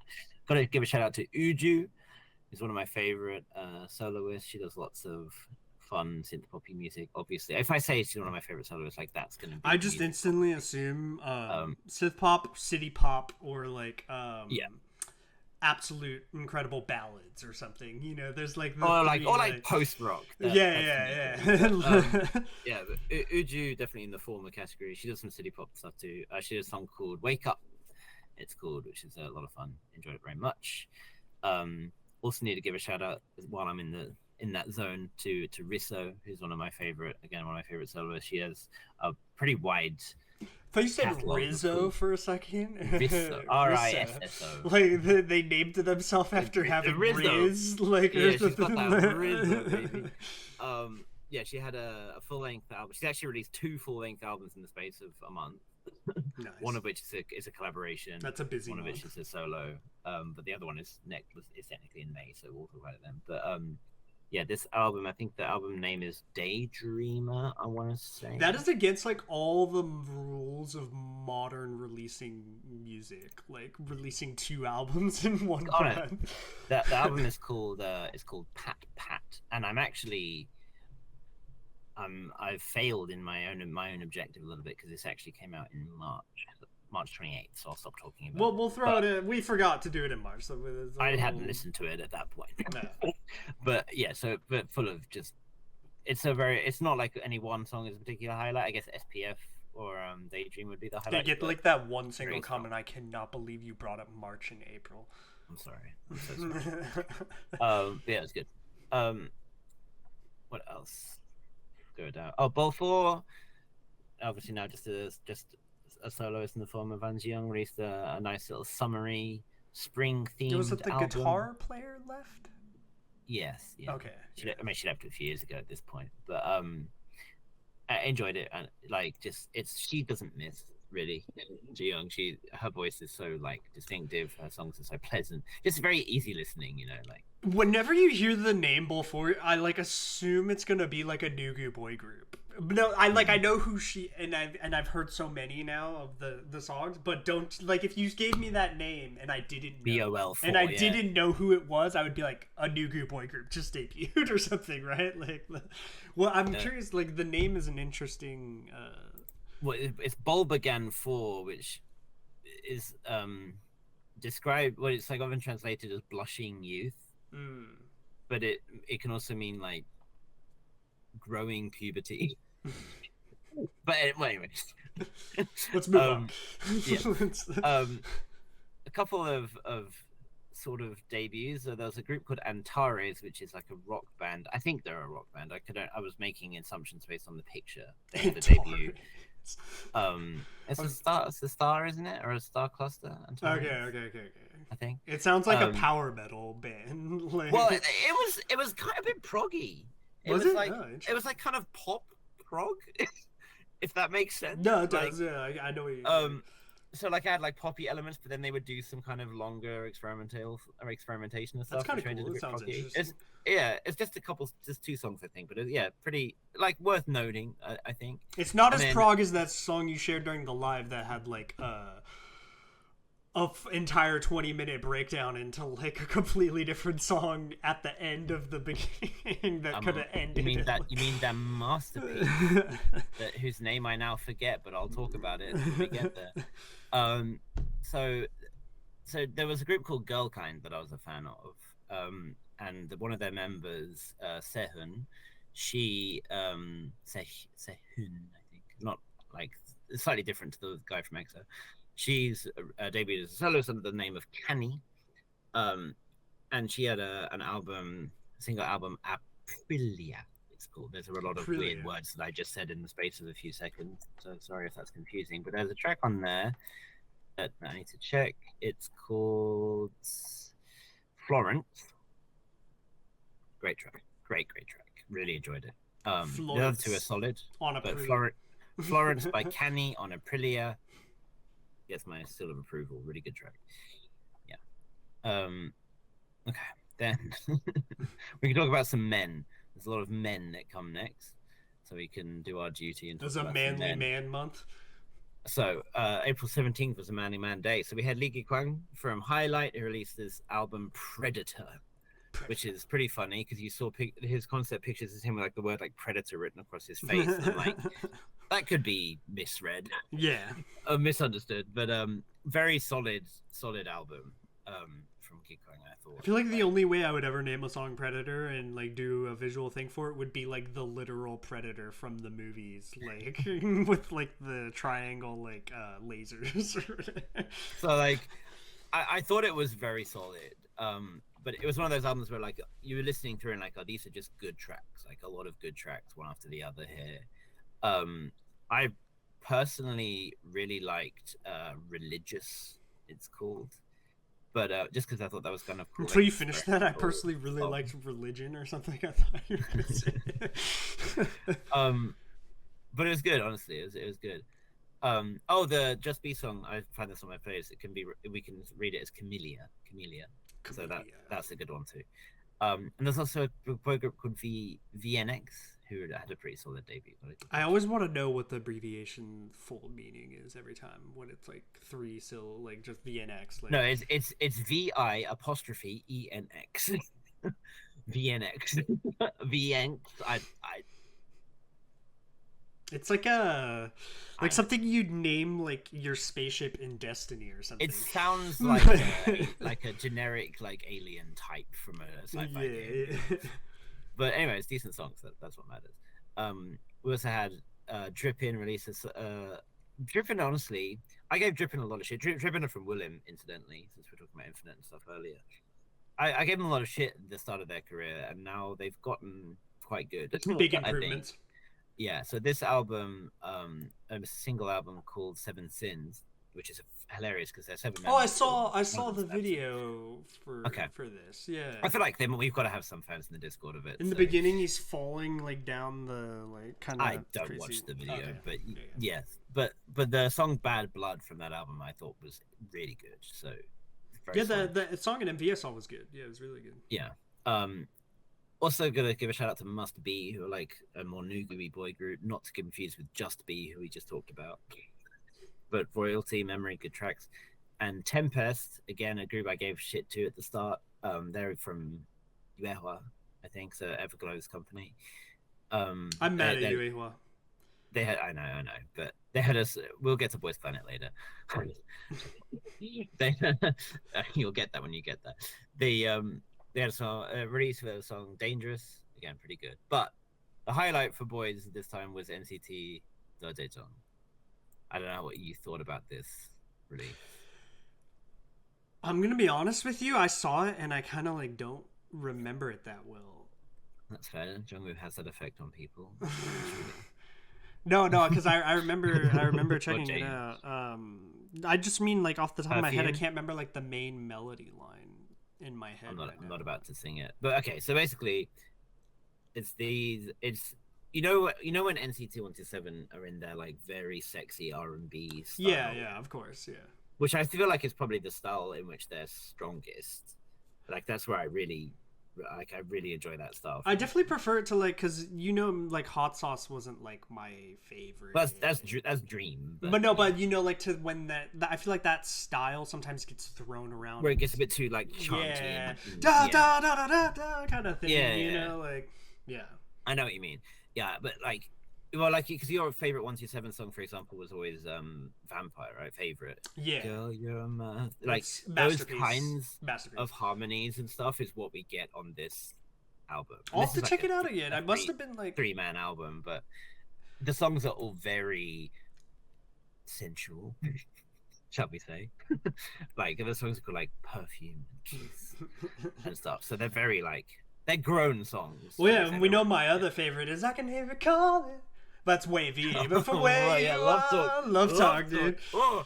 But yes, these songs, they all, honestly, they all fuck in the literal sense and the song sense. Like they're great, smooth R&B songs with beautiful vocals. Like I mean, Do-young's vocals are like incredible all the time, but Jaehyun, I love his tone, and Jungwoo is my boy from NCT, even though he's no longer my child and is now some monster smoking and. We're far past the days of what's that original video that's like very kid-like of theirs or whatever. Well, the first NCT Dream song. Yeah. Chewing gum. Yeah, chewing gum. We're far past the chewing gum. There's no dreamies in this. Okay, but I mean, like the vibe of that release is long gone. But yeah, really, really good. I really love that style, especially because it's like a very classic SM sound. Like those just rich male harmonies is such an SM staple. You're gonna find out like Kenzie wrote everything on this, and then he could have. I'm gonna check. Let's see, NCT J. I'll have to check it all out again. I don't remember. Well, I don't think I checked out more than one song, but I'll have to like go back. I wish they called it just NCT U again. Oh, it doesn't say who the songwriters are. Come on, why would you not tell me? It's because this was 127. There's 3 guys from 127, but the unit is called Do Jejong, so like Do for Oh, Do, right. J So for J, and it's like, Jong I for see. Jong. Okay. Yeah. It's all anyway, Kenzie. it doesn't matter. I can't see right away. Who wrote Perfume? Sometimes those songs have like a decent length to the writer's credit because there's like 5 different hands that had their point at the song. Yeah, for whatever reason, I'm just not finding anything. I look up the track. It's written by AI. Is that it? Yeah, this one. Does this have the songwriters on it? This is now like a lengthy pause. It just doesn't have the songwriters. Why not? Really? It doesn't just like throw it in your Google search bar? Like, no, like normally by, you get that teaser pic where it has the... Yeah. I know what you mean, where sometimes it has all the names like underneath. Whatever. It doesn't matter too much. Either way, they all slap. That's the important thing. Yeah. So I guess we'll keep moving. Gotta go shout out to Blue, by the way. Blue, who had his song Brandon Orega and Colin Magalong, Landon Sears, Kaylin Bear, and MZMC. So there's quite a big list of people. You're just reading from your high school yearbook. Just like people in America. Yeah, a decent chunk of people had their hands on Perfume, it looks like. Sure. Yeah, so Blue, he had this song. He was like is this R&B guy, right? He had his song Downtown Baby he kind of had like a Brave Girls moment a few years back with it. Like he suddenly was getting nominated on Music Bank and shit. Yeah. And then he kind of rose up in prominence as a result of that. I actually used to know someone who used to manage him. And I'm not gonna say what fun things I know about him because I don't want to sabotage his career. Anyway, nothing bad, don't worry. Yeah. He released his album called Fox in the City, and it was very cool, really, really cool. Like experimental, lots of kind of like talk segments and like almost like just like samples and recordings from stuff. Like it was really cool. Like a really like not what I was expecting, and like refreshingly so. Really enjoyed it. So, and it's one of those albums where all the tracks kind of flow together, so it's good to just listen. So his name's Blue? Like, all the way through. Blue. BLOO. Worth a listen. Also got to give a shout out to High Keys OST Danger. Great. Oh yeah, I remember seeing High Key during, I guess it would have been a couple lives ago now, but I actually liked that. Is that I think it had like the diner in the video that is in like every video or something though. Like, you know that diner that just appears somehow in every freaking K-pop video? The Paradise Diner. It's like the middle of nowhere diner. It's like from a David Lynch movie or something diner, you know? Like... It does, yeah, it feels very weird. Well, we can now talk about an MV that was indeed, I think, partially shot in that diner, which was Alice and Showdown. I only have one thing to say about Alice, and that is that I can't deal with Sohee and her existence. Okay. I kind of hate how much their company is pushing the Sohee is hot agenda.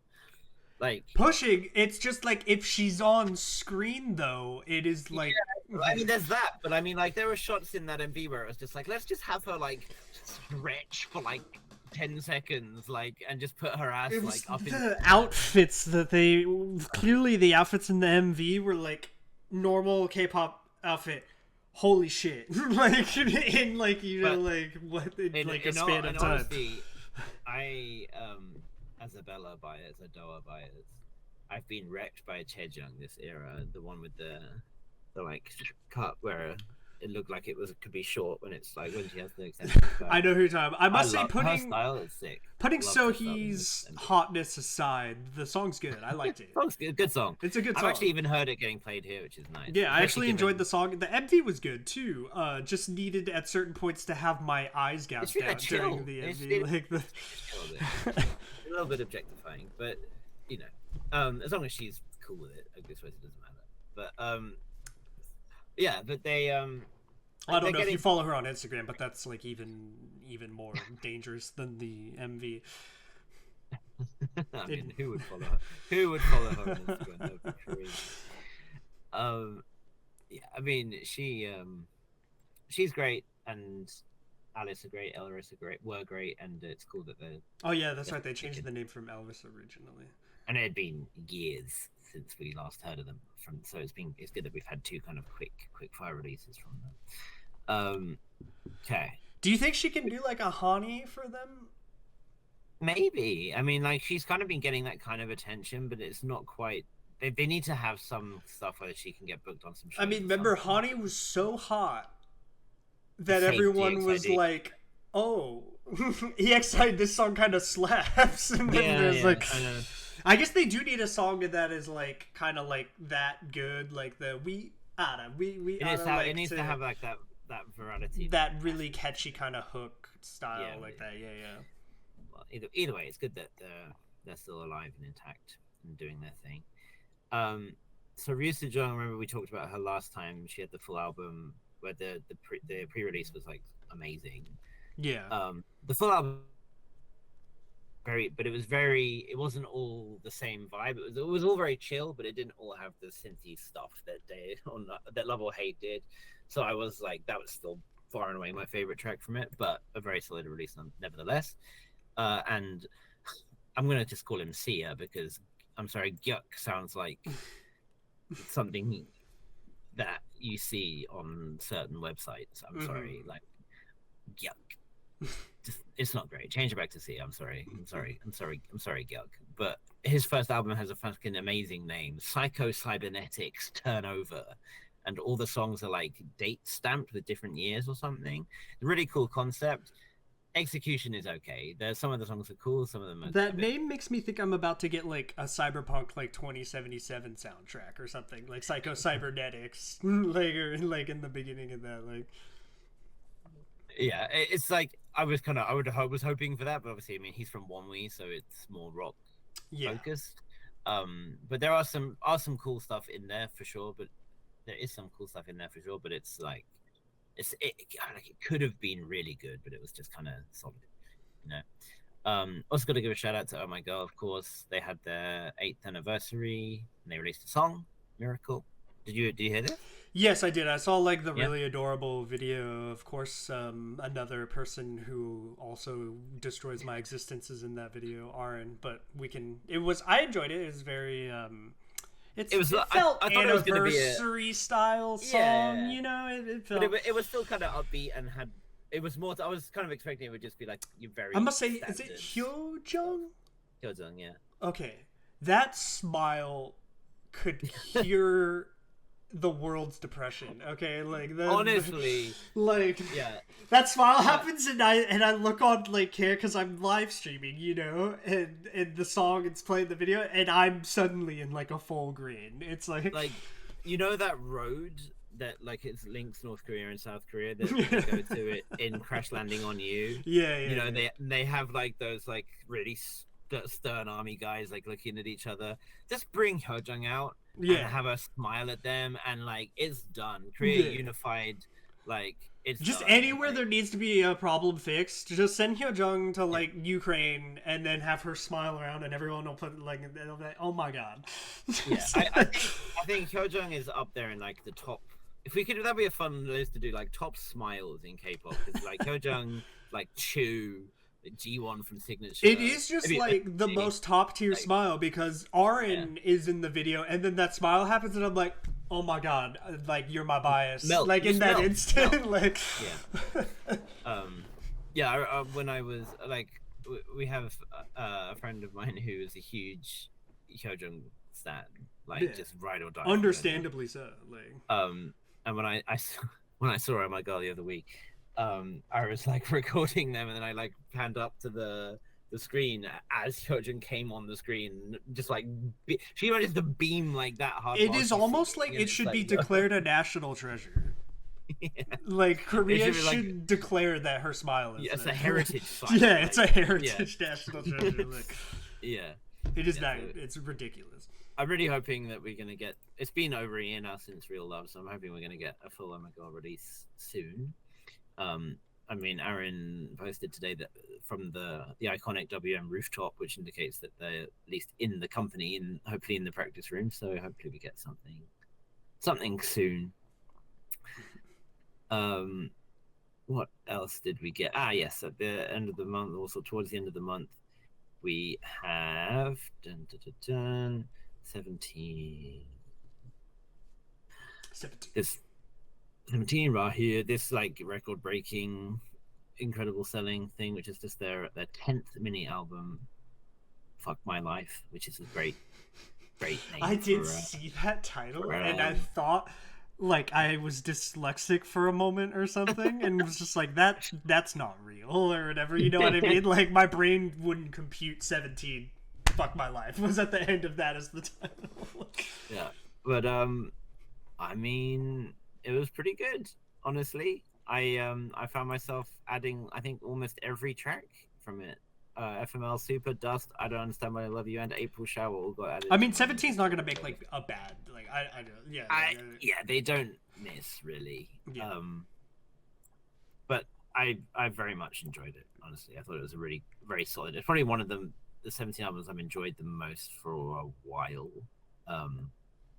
So yeah, gotta give that the due it deserves. They're subsidiary of Hybe, right? Pledis or whatever. They are owned by Hybe. But they get like, do you think they get like that same access of like all the Hybe everything? You know, like okay, yeah.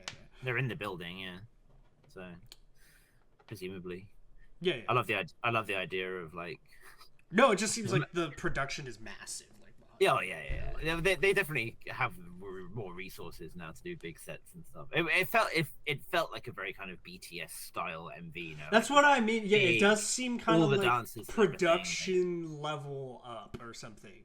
But I mean, they have sold like 16 million albums at this point, so I think they'd have the resources to do that anyway. For sure. But, yeah. I do love the idea of like, you know, you sign up for you start your first day at work at Hybe and you're like walking through the building and you have like Sugar is like in one room, and then it's like you just see like 5 members of 17 traipsing down, and there's like the Seraphim is on that side of the room, and you're just like, what's going on? Promise 9 is also in the building or whatever. Well, you'd hope, but haven't been seen in a while. But, yeah. Well, no, you know they're hanging around because I saw a clip where Kazuha mistook Yunjin for a From S9 member. Oh, I did, yeah. So you know they're in like the building hanging around because Kazuha totally, because of her dyed hair or something, mistook her. And Seirom is doing a show with a variety show as a host with what famous second gen boy group idol can you think of that would be a host for a variety show? Heechul, Lituk, or Shindong. Okay. You got it into. Okay, yeah. Any Super Junior member, and I'm like, it's one of them. You know what I mean? And lately, who's like the rapper Super Junior, the main dancer, Unhyuk, he's doing a lot of like TV hosting now too. Yeah. Yeah, you're right. But I'm interested to see how that looks. Just don't sneak into the wrong Instagram DM. Oh. My man, look, he's old. He doesn't get it. He literally doesn't get it. That's the problem. Anyway, I'm gonna shout out to Blitzers. Blitzers released a song called Macarena, which is a hilarious song. It's not based on the Macarena. I'll point that out, but it does have a guy going Macarena, Macarena. Oh my god! Macarena in the back. It's honestly very enjoyable, despite being like it's like one of those like it's just fun, like just genuinely fun. Yeah. Also have to give a shout out to MegaX. They released that song called Dream, just sweet. You know, imagine what that's like. And I suppose I should do my duty as a loyal nature stan and thus former perhaps employee of NCH Entertainment, unpaid, but I did have a contract to promote Ensign, their boy group. They released it's like a pre-debut mini album. Oh, Nature has a boy group on there? They do, yeah. Oh. It's made from a show. I mean, this is the second time NCH have had a boy group under them. Like they used to have two, TOO, Woongi from Boys Planet's old group, but that stuff happened and now they don't have them anymore. So they have Ensign, and honestly, I as much as I was hoping I was going to hate it, so I could just not pay them any attention, I ended up really enjoying the EP. It's really Ensign fun. is an interesting name. That's actually kind of catchy name. Like, well, Ensign. Guess how it's spelled. ENSIGN. You childish fool! It's N dot capital S I G N. What's going on? So anyway, but it's salty, bounce, need you, and beautiful. I added all of them. They're just fun, upbeat, like kind of like early 17 type songs, like that kind of just catchy, like upbeat, like poppy songs. Like they're just fun, just dopamine, just enjoyable. Can't Sorry, can we go back to the name though? Is there just not? Can there be like someone universally in K-pop? I don't care if it's one person who has the job of just like looking at the name, Romanized before it's completed and explaining. I have a theory on this, right? Especially for this group. I think I know why. Okay. Because if you search the word nature into Google, yes. Oh yeah, you're not gonna get the goal. All kinds of things. The SEO is terrible. Even if you search in nature K-pop, you get some of them, but you also get other stuff. They should have done the EA3 or something, made it like something, right? Yeah. So I think they maybe are overcompensating in that department and are making it as unique looking and sounding as possible to maximize SEO. So who knows? Either way, I hope that the NCH doesn't just give everything to them and neglects nature forever. But, you would hope so. Yes. Yeah. I do also have to shout out DKZ, formerly known as Donkeys. So they released it's kind of like a compilation album in which they re-recorded, because they had 3 members leave, right? So they re-recorded some of their songs with the new members. But they did release it with a new song called Harmony, which is a nice little ballad, and basically an excuse for listening to but a song called Harmony has to have vocal harmonies. It does. Okay, I was like, you can't do it. It also has a song called Cupid, but Oh, that's kind of unfortunate. If you released in the same month a song called Cupid. they released it a while. No, 50/50's Cupid. Yeah, but you're done once that other one takes off like that. But it's just because especially when they were Donkeys in the early days, like songs like Blockbuster and Lupin were so good, and it's good to be able to hear them all on the same package. And then I think we're getting close to being kind of done with the month. Yeah, I mean, I've and Cheon were my highlights. I don't remember. Oh, not quite. So, okay, we have Icon, but I guess we'll talk about that. They had the pre-release, but we have the full one in May, so we'll talk about that then. Yeah, I just saw that MV not that long ago for the main one. We have Taehyung, so obviously we need to talk about Taehyung. Oh yeah, Taehyung and Lisa. Oh my god, dude. Just like was IVE such a big thing for me this month that I just like retconned everything else out of my brain, or like what I just and Cheon, I guess. So Taehyung, I'm sorry. Yeah. His piano ballad song was way better than the one with Lisa, in my opinion. Yeah. Exponentially better. I would say. was pretty mid. I'm not gonna lie, but both of the collabs on that album, it's kind of like a statement to the fucking star power of Taehyung, right? Get it? Because his name means sun. So it's star power. Yeah. Okay. Sure. Thank you. To have a BTS member and a Blackpink member on the same album, like that's like money statement right there. But those songs were both not great. Lisa's appearance, like I enjoyed it in the context of the video and stuff like that, because Lisa's Lisa, and like I'll always have like the soft spot for Lisa in my heart. But it's like I guess for me, when Taehyung like really like thrives is that like eyes, nose, lips like style, of just like hearing his beautiful voice over the top of a piano is like perfection almost, you know, like he has that tone that just suits that. I mean, yeah, so the song you're thinking of is Reason, right? Like, yeah. So it's that's almost like the conclusion of Eyes on His Lips in a way, isn't it? It's like, because obviously it's about his wife. It's really good. Yeah. But yeah, good track. I also really enjoyed the one with Benzino. That was a good song as well. It wasn't like crazy about the whole release because the collabs I thought brought it down a bit. Yeah, on paper, Tang and Lisa together was like yes, they like, you know, what's the Hyper Daughters thing or whatever, like that was like my emotion to that, but like it didn't hit the same way I wanted it to. I wasn't sure exactly how she was. I do struggle to often see how well Lisa necessarily fits into not Blackpink songs, you know. I think she can show up and do like a rap dance kind of thing and really hit, but it just didn't in this particular. Is necessarily suited to at this point. I don't know. Either way, it didn't quite work, but it's cool that it happened. I think is probably the best way of looking at it. She also says, and this is my second. Very much closely attached to a new girl group who have a more popular boy group in the company, or will soon. So in this case, Signature, junior boy group Epex, famous devout National Socialists, if you ask anyone on Twitter. They released their 5th mini album, which is hilarious because Signature have had 3 mini albums despite debuting a year before. But anyway, C9, I'm over it. Let's just move on.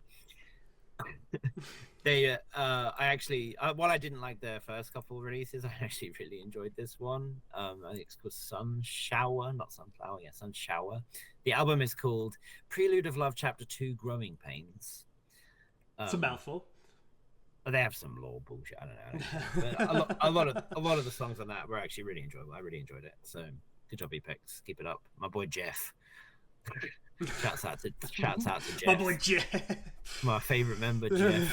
That is the most non-idol name in K-pop I've ever heard. Yeah, it's like all these idol names, and just it's me, Jeff. I'm Jeff. My name is Jeff.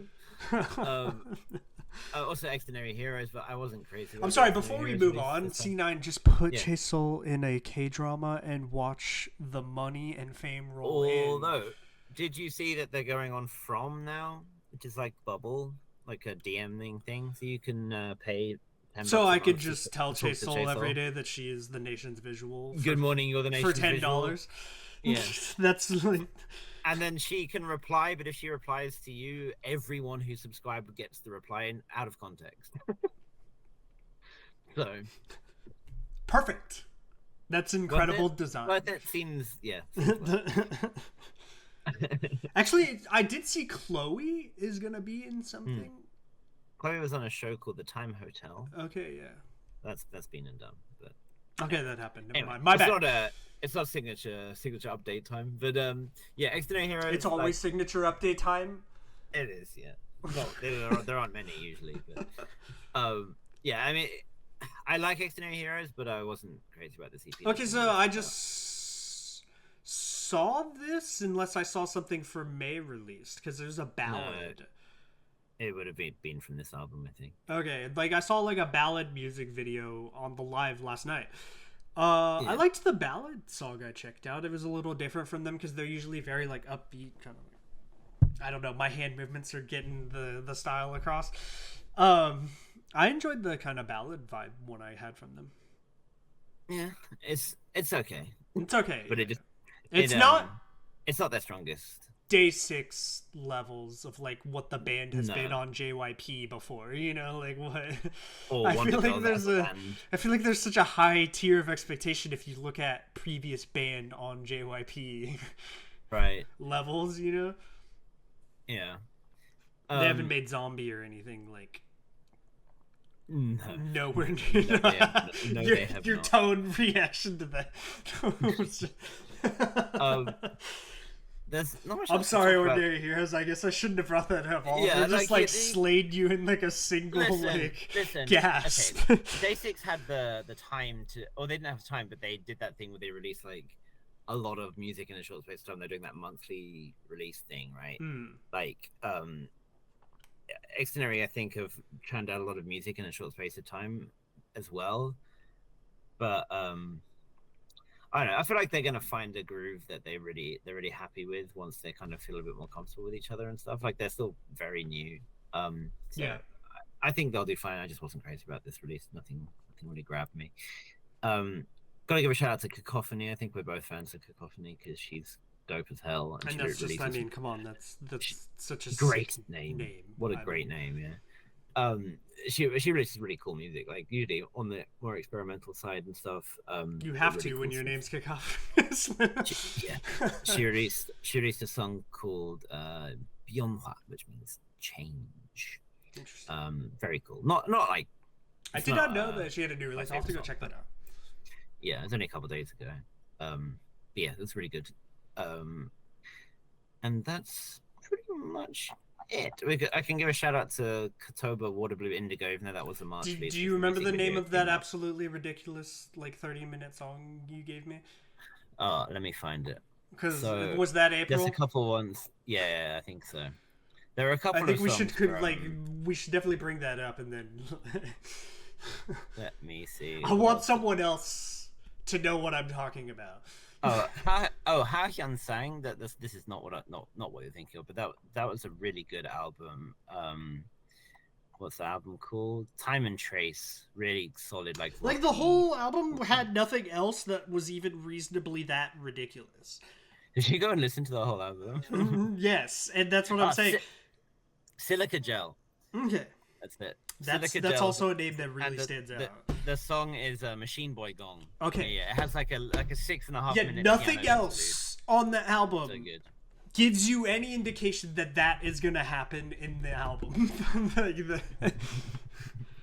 That's why I like it. One song is an experimental album on its own from the rest of the album. Yeah. Okay. I want someone else to experience that and understand what I'm describing. Yeah, go listen to it. Well, there's a few other like rock-based Silica Gel, Machine Boy, about. What? Machine Boy Gong. Okay. I guess the name should give you kind of a clue that you're gonna go on some sort of like adventure. So I'll give a few shout-outs. A Mirror of Void by Hyun Ye-rang was very cool and did come out in April. The full album by It's, I think the album's called Narcissus, but I like Narcissus Romanticism, Blue Rock, and Sleepwalking. My God, I love me. All right, relax. The EP Closed Eyes Daytime Dreams by Adore, especially the songs Sun, Not Ours, and Acne. SOS by Barming You Tiger. just made that title up, come on. No, I'm completely honest. Igwe's first full album, which is called Igwe's First Full Album. Very good. Just nice, like indie song. It's not, right? It's not like actually described. It's genuinely what it's called. Rio's song Plastic Cup, Some Little Wine. I'm sorry, I'm not over the other one. I'm Simo, and their songs No Umbrella, Scallywag, and Blackout. Scallywag? Yeah. I'm gonna keep going. This is just funny. Lil Fish and their song Kill Me, Darling. Route 1 and Flowering. Kill Me Darling's kind of like a The Killers song title. Yeah. Like I can see that. Tuesday Beach Club with Her. Flower and One Day. Avokid. I'm a big fan of Avokid. She's really cool. And Bad Night. Hitter, like Pita Bread, with Universe and Dandelion. And Wave to Earth. It's their album 0.1 Flaws and All. Wave to Earth. Really cool stuff. And I suppose I should also pay some homage to the great Cho Young Pil, who released a fucking album out of nowhere. This dude has been around since like, I want to say like the 70s, or it feels like that long. Oh damn! When did he? This man's prehistoric. No, I'm just. He was active from 1968. Yeah, the dude is 73 years old, and he released an album called Road to 20 Prelude 2. I'm guessing he's going to drop something. But had some really cool songs on it, like "Feeling of You" and "La." Really cool. Like, not what at all what you would think from a dude in his 70s. Like, worth checking out as well. Oh God. Ocho su opko putna suopnun by Toasters. I completely got that. I got that all processed. I think like it's like "Feeling of Loneliness" or something like that. Toasters with a Z. Toast. Good song. Woods had a decent mini album, not his best, but solid too. Anonymous Artists, it's a hilarious name, also solid. I'm about out of it now. Charlie Beanworks had another song called Love and Equality. Oh, and Jisoo Curry Club with I their feel song like Peanut as Butter you Sandwich. go through, you're making like things making up. Like you're Charlie Beans. Oh, no. What? This is what Charlie Beanworks. You'll see them when we get to when we get to the half point year. We'll do some lists. Okay, this is the last one. I promise. Fuck Off by Snake Chicken Soup. That's that's like if I wordplay or something to make something, you know, like if you were like kind of swishing words around and like to make a puzzle or something, and that's what I would end up with. Like, it's so good. So good. I still can't get over the guy naming my first album or whatever. Came out in April. Cheetos featuring Zine the Zilla by Yong Yong. Of course. I just imagined the Cheetos guy like released like an album, you know what I mean? Like the one you've seen that clip, like the animated one that does like the Cheeto dude. What's his name? Yeah, I don't know his name, but you know what I'm talking about. What's his name? Chester Cheetah. Yeah, Chester. That's it. Yeah, that's it. I guess to conclude, we should do this every time. Who won the month in your opinion? Who was like the standout? Like this April was their month. Yeah, last time I said it was last time I said it was Purple Kiss, didn't I? Yeah, and I pretty much agreed with you, except I gave it to Aespa and Key. I think I did actually give it to Key, but Aespa's one song was like my big standout moment of them. So you're gonna say Ive, so yes, yeah. but Cheon was close. Okay. But respectable. But I've definitely took it for me because like I still am singing like I am. I'll be literally making something going, that's my dun, dun, you know. Like, I mean, my kids at work are crazy about it. Like I have my students doing the choreo. And sometimes I just go kitsch. I can't stop myself from going, I'm a 90s bitch. bitch. But yeah, I think actually I have to, just because like I've after meeting them, I feel very close to them and stuff. We're gonna go with Dream Note. Just because I love Dream Note so much now. They're like quickly biased much. Yeah, I'm biased. Influenced. I don't care. They were some of the nicest. I've met a lot of idols now, and they so were Lemonade took the month for you. It's not my favorite song, and it's not my favorite song from the release. Like I prefer Broken and Blue from the album, but I love how they've done, and I just love them. If I have to pick one thing musically, then I'm going with Risso. So I'll have to check that out on Friday. I gave you one of her songs in Alive, I think. Okay, yeah. I think I know what you're talking about then. Yeah. Yeah, I don't think anyone. Your choices went many places.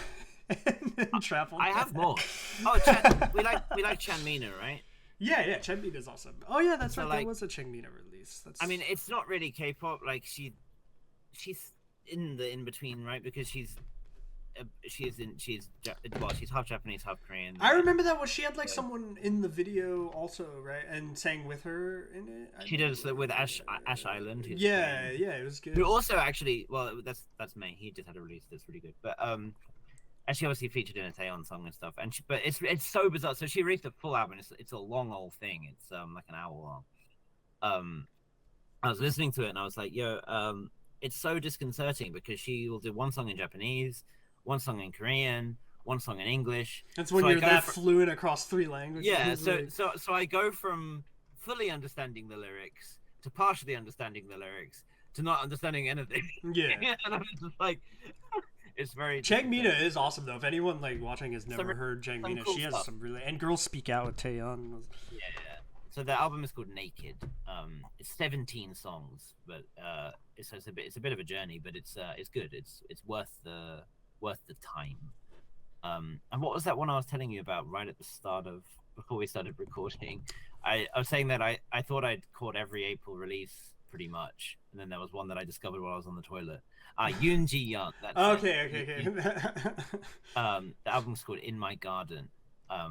Really like nice, like some rocky, like more like kind of alt rock songs, then some like piano ballads, one full just instrumental piano. A 30-minute song that goes through many different elements. No. The album is a nice 10 songs, 35 minutes, easy to digest. Worth it. Yeah, that'll do it.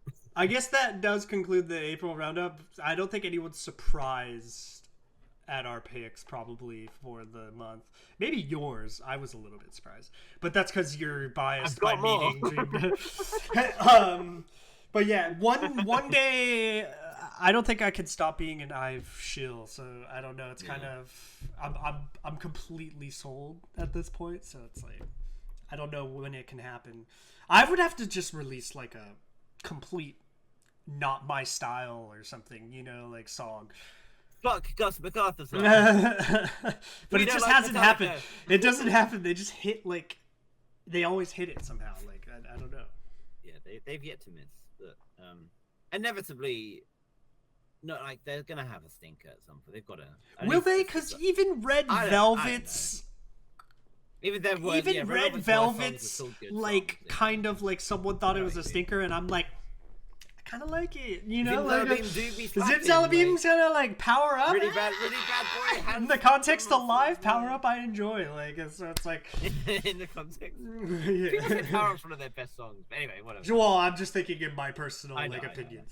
Well, we'll continue to see. I mean, I've been here for a year. Yeah, it's been a great year. We'll see what's next. Absolutely. I'm Honan. I'm Oliver. Goodbye.